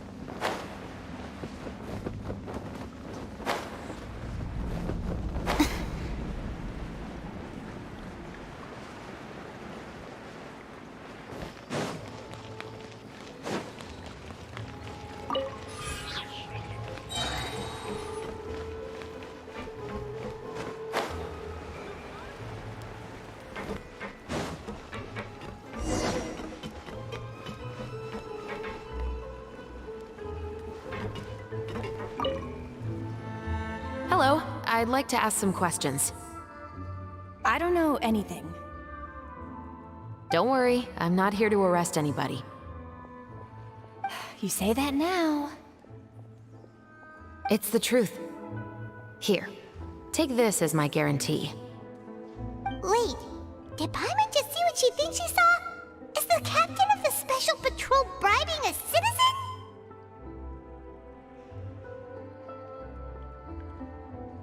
Seems you're different from the other guards. What do you want to know? Have you heard anything related to Muskets and Fleuve Cendre lately? Anything at all? Muskets, huh? All I know is that about 2 weeks ago, we started hearing some loud noises at night. So loud that it's been waking me up. Were they gunshots? Possibly. It's hard to tell around here. Someone's house collapsing, a pipe exploding somewhere, it's all the same. But the noises I'm talking about definitely happened after I fell asleep. Do you know where the noises were coming from? I don't remember clearly. Is it that you don't remember, or that you need to think about it some more? You tell me. Then please, think about it some more. She's giving her even more Mora! The noises came from the end of the Southern Waterway. I came out and had a look for myself when I wasn't sleeping well, but I didn't dare get too close. That's all I know. All right, I'll take your word for it. Thanks for the pâte de fruits.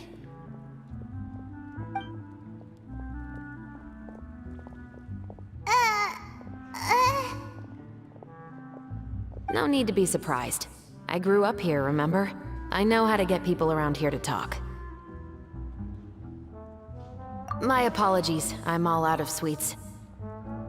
Though I do have some other tempting snacks in my custody. Fries, fried chicken, and even onion rings. But taking care of junk food is my responsibility.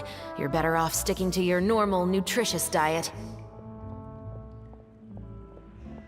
Now then, let's keep going.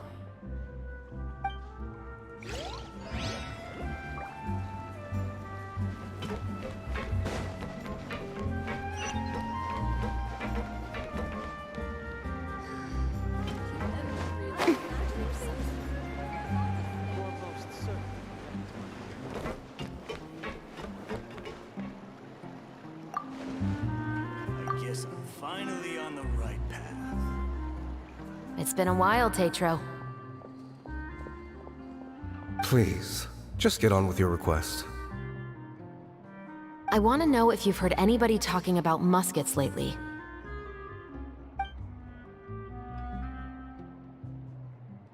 Information isn't free, you know.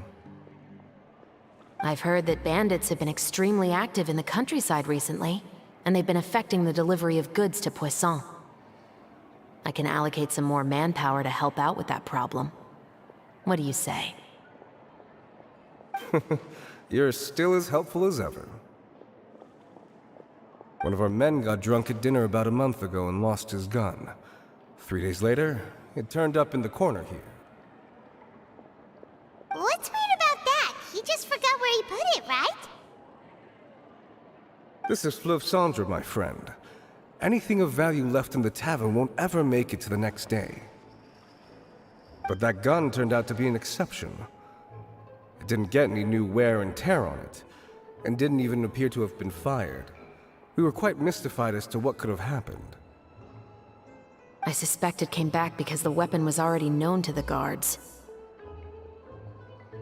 You mean, a criminal was afraid the Marechaussee Phantom would use the shot marks to track them down? Maybe. But if that's the case, the culprit really took great care to avoid getting caught. I didn't say anything about a criminal. In Fleuve Cendre, knowing who was killed is as easy as knowing what clothes you're wearing today. It's the guy living in the east side, isn't it? I've never liked him. Every time he's here, he just orders a drink and sits there with a nasty look in his eyes. So, who was the one who lost the gun in the first place? Don't bother. Even if you asked, he wouldn't admit to owning a gun to some strangers. Not to mention the captain of the Special Security and Surveillance Patrol. He's right. I know you grew up here, Chauvress. Even though you're on good terms with the Spina, you've still been gone too long. Not many people know you here now, and a lot of people don't like the Special Patrol. I know. So take my advice and don't show your face too much around here. It's for your own safety.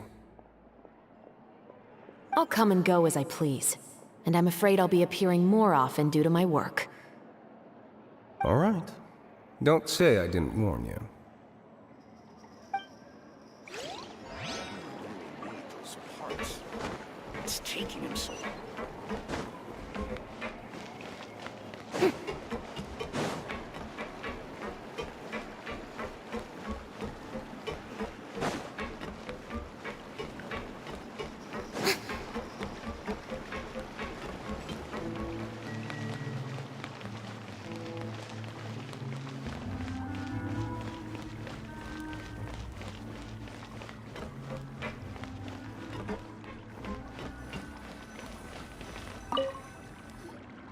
What's all this?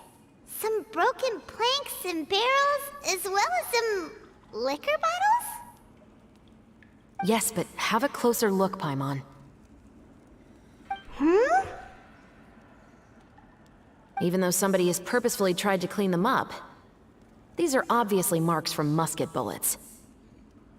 In other words, someone was here trying to improve their shot. They were using the barrels and bottles for target practice. Could it have been the killer? Your guess is as good as mine. Although many people at Fleuve Cendres own guns, few hide the fact from others. And even fewer would go to such lengths to hide markings from practice shots. Anyway, let's go. There might be more to this.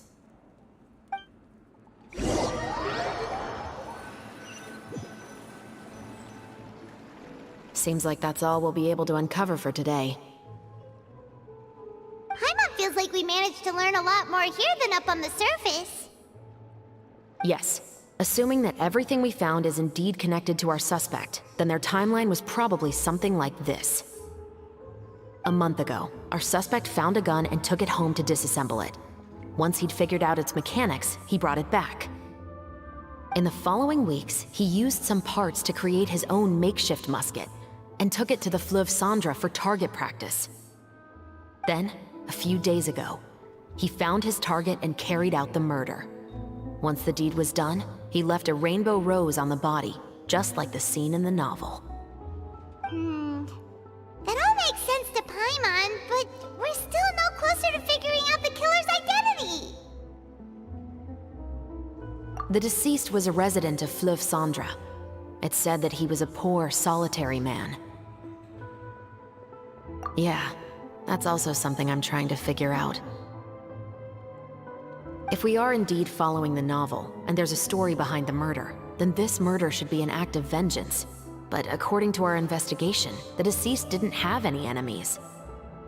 He was no saint, but no one's heard of a rival who hated him enough to shoot him dead, much less care to leave a rose on his body.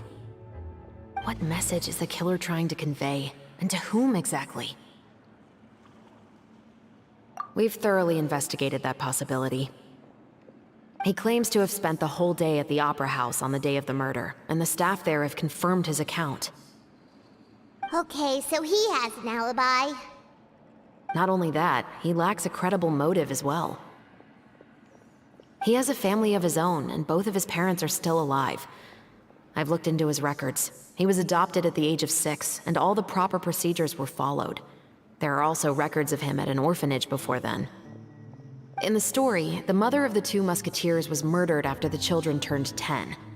Of course, he could have changed the children's ages, but I don't want to assume anything without evidence. More importantly, I've also had a chat with him in person. He didn't seem like the kind of person who would pull the trigger to kill a man. Then, what should we do now? We have all this new information, but it doesn't help us move forward. Investigations take time. I didn't expect us to catch the culprit in just a single day. How about this? Let's spend the next few days filming with the crew. We can continue the investigation once we're done with the film. I'm sure that given time, new leads will present themselves. Wait, but weren't you saying Intel is like small, remote islands in the middle of the sea just a moment ago? Wouldn't you just miss them if you were to stop looking? Ah, but the book had more than one reference to the islands, Paimon. Oh? What else did it say then? As long as you spend enough time sailing through the fog, you'll eventually come across an island.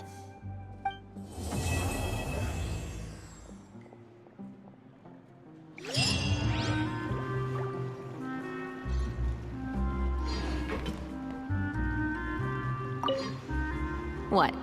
Never thought that the captain of the security and surveillance patrol could come from the Fleuve Cendra? You mean rising through the ranks? It was a struggle, for sure. But as long as you can distinguish yourself through your accomplishments and skills, you'll eventually be recognized for your worth.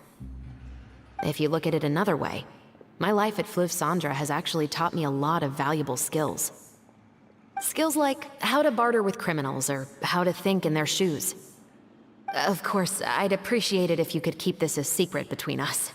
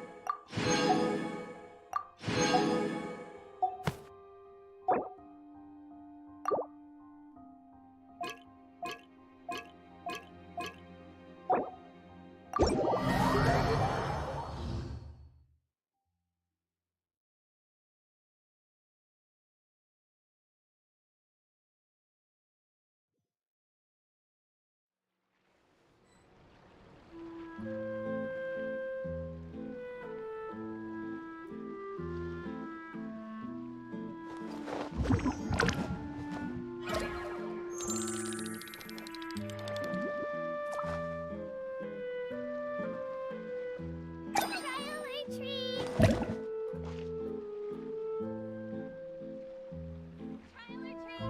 the Fontanalia Festival!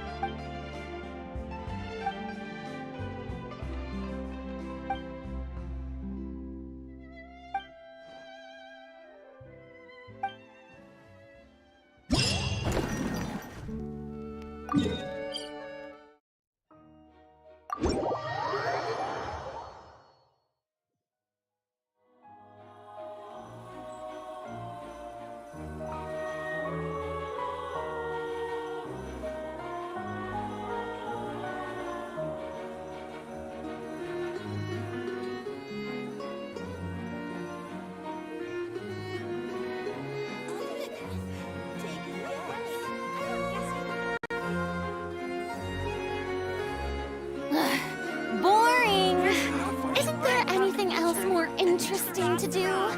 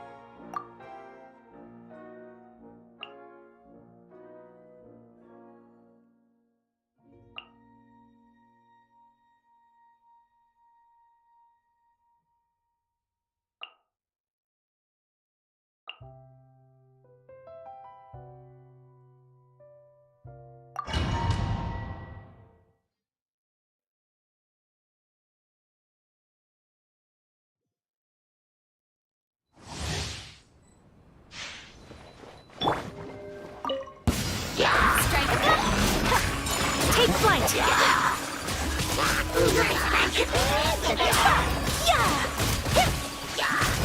Kamisato art! Sumetsu! My apologies! Judgment! Light art! Oh, my camera! Truth bomb! Yoo-hoo! Time to shine! Whirling snow! Sakura swirl!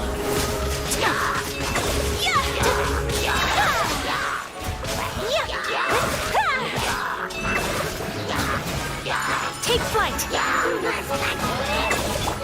Let the world collide! Hard-hitting exclusive! Say cheese!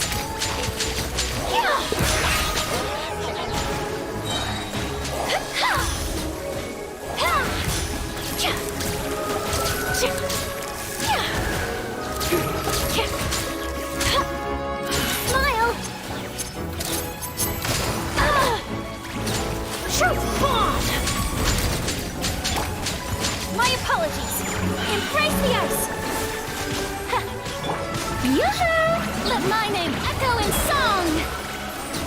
Shiver! You can't run!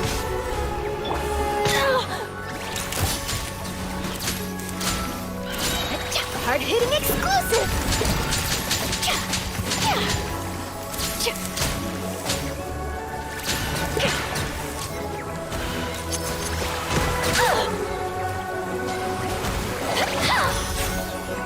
Punishment! Judgment! Sakura swirl!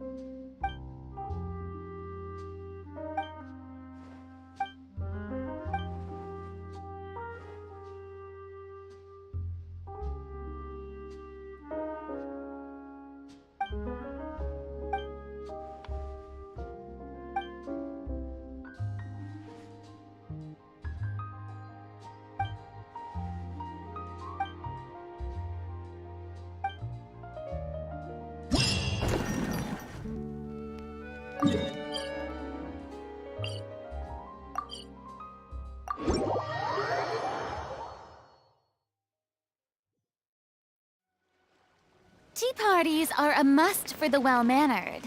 If you'd like to learn the proper etiquette, I'd be happy to teach you.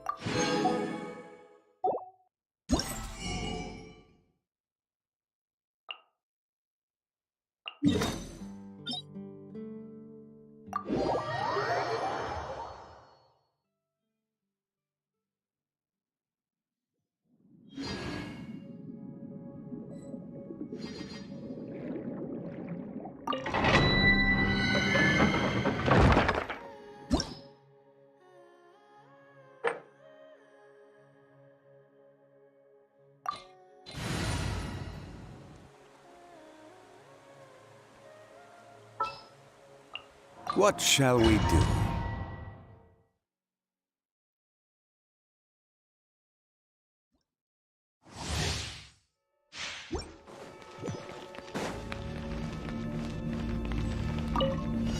Strike a pose! Yeah. Say cheese! I will have order. Gather! Ha! Ha! Verdict is... Ha! Ha! Ha! Yoo-hoo! Let the world collide! Hold that pose! The camera's still working. Breaking news! Order guide you. Solidify!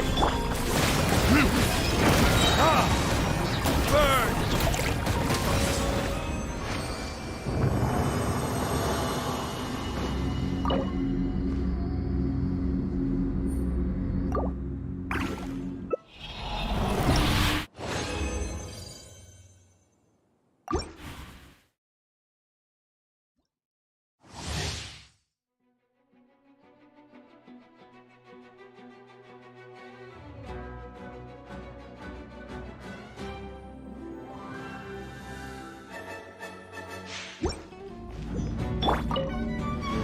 Strike a pose!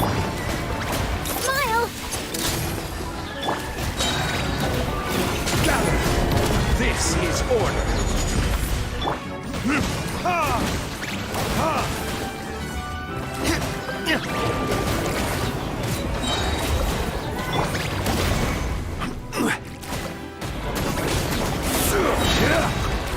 Order guide you.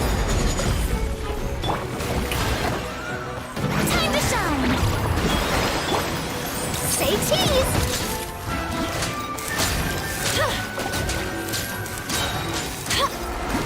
Hard-hitting explosive! This is order. Stabilize. Ha!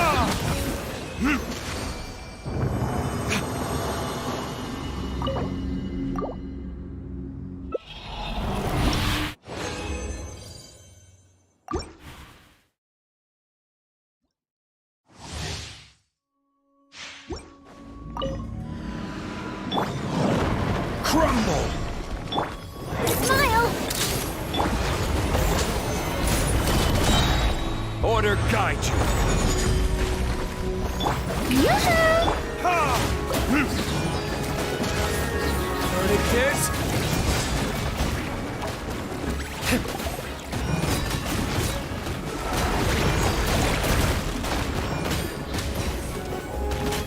Yeah! Let the world collide! Say cheese!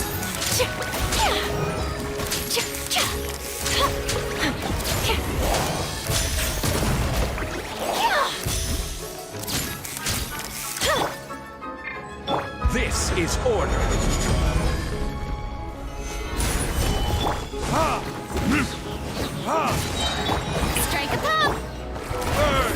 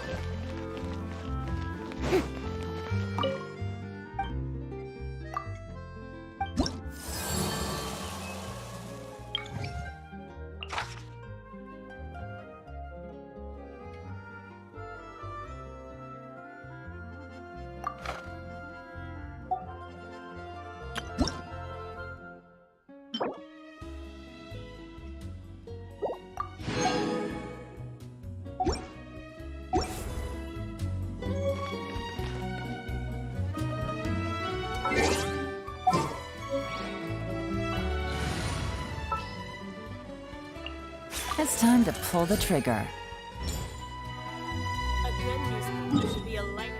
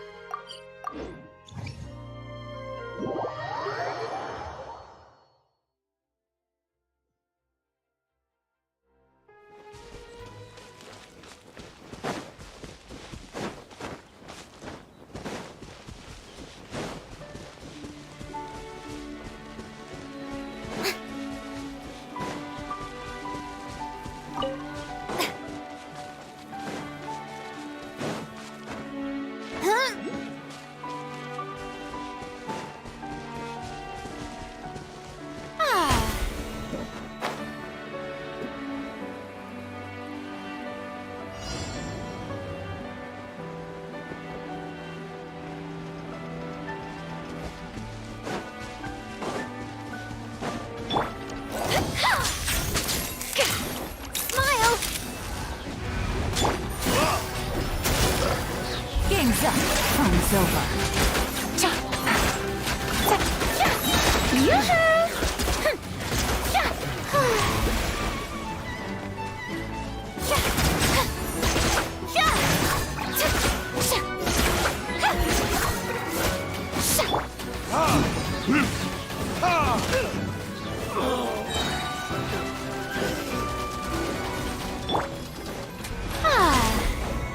Strike a pop! Truth bomb! Say cheese!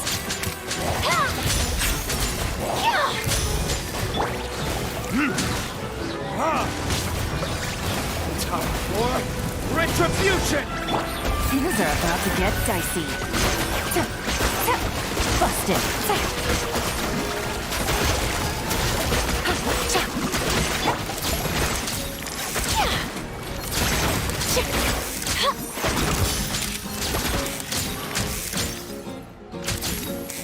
Here comes the catch.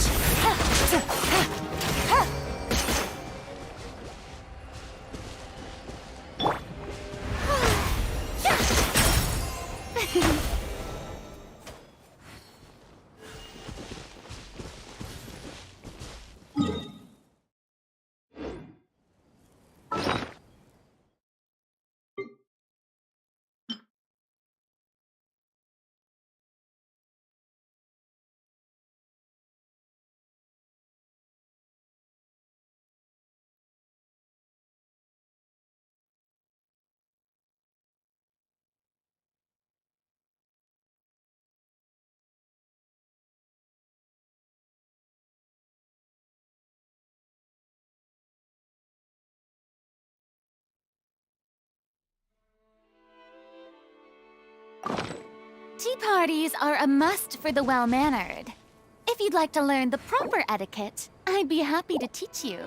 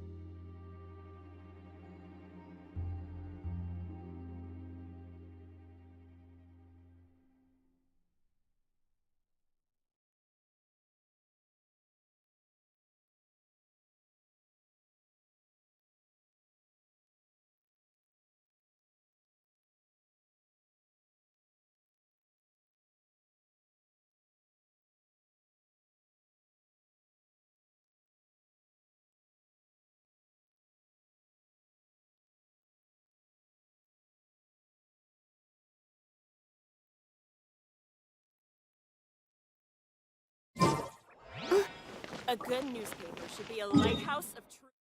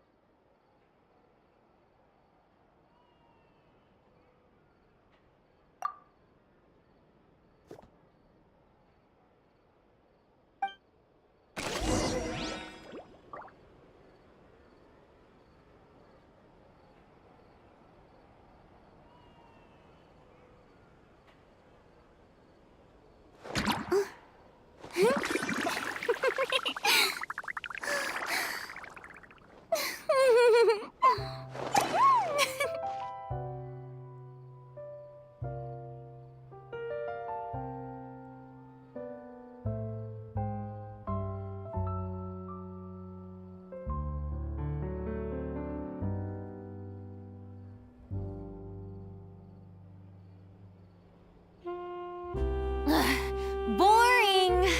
Isn't there anything else more interesting to do?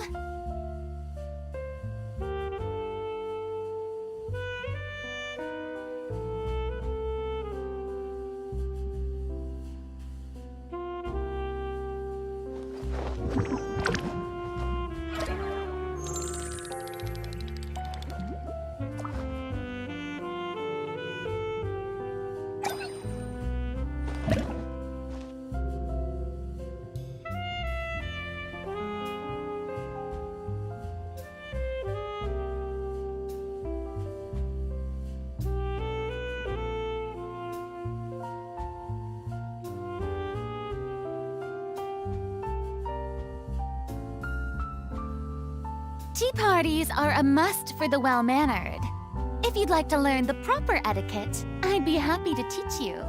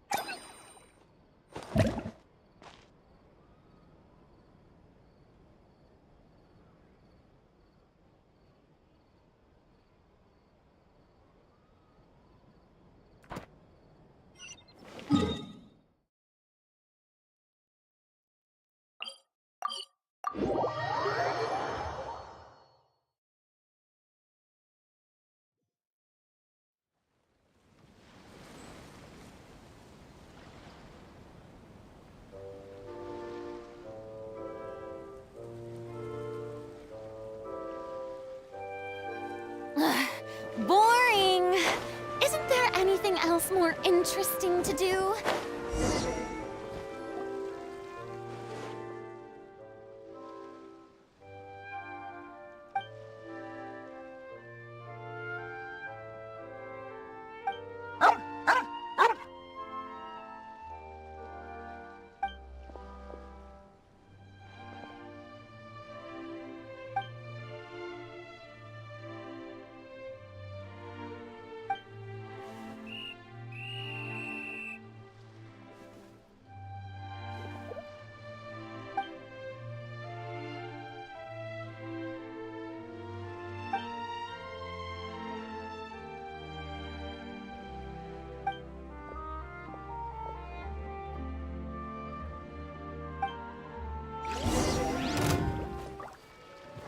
Yoo-hoo! Let my name echo in song! Hold that pose!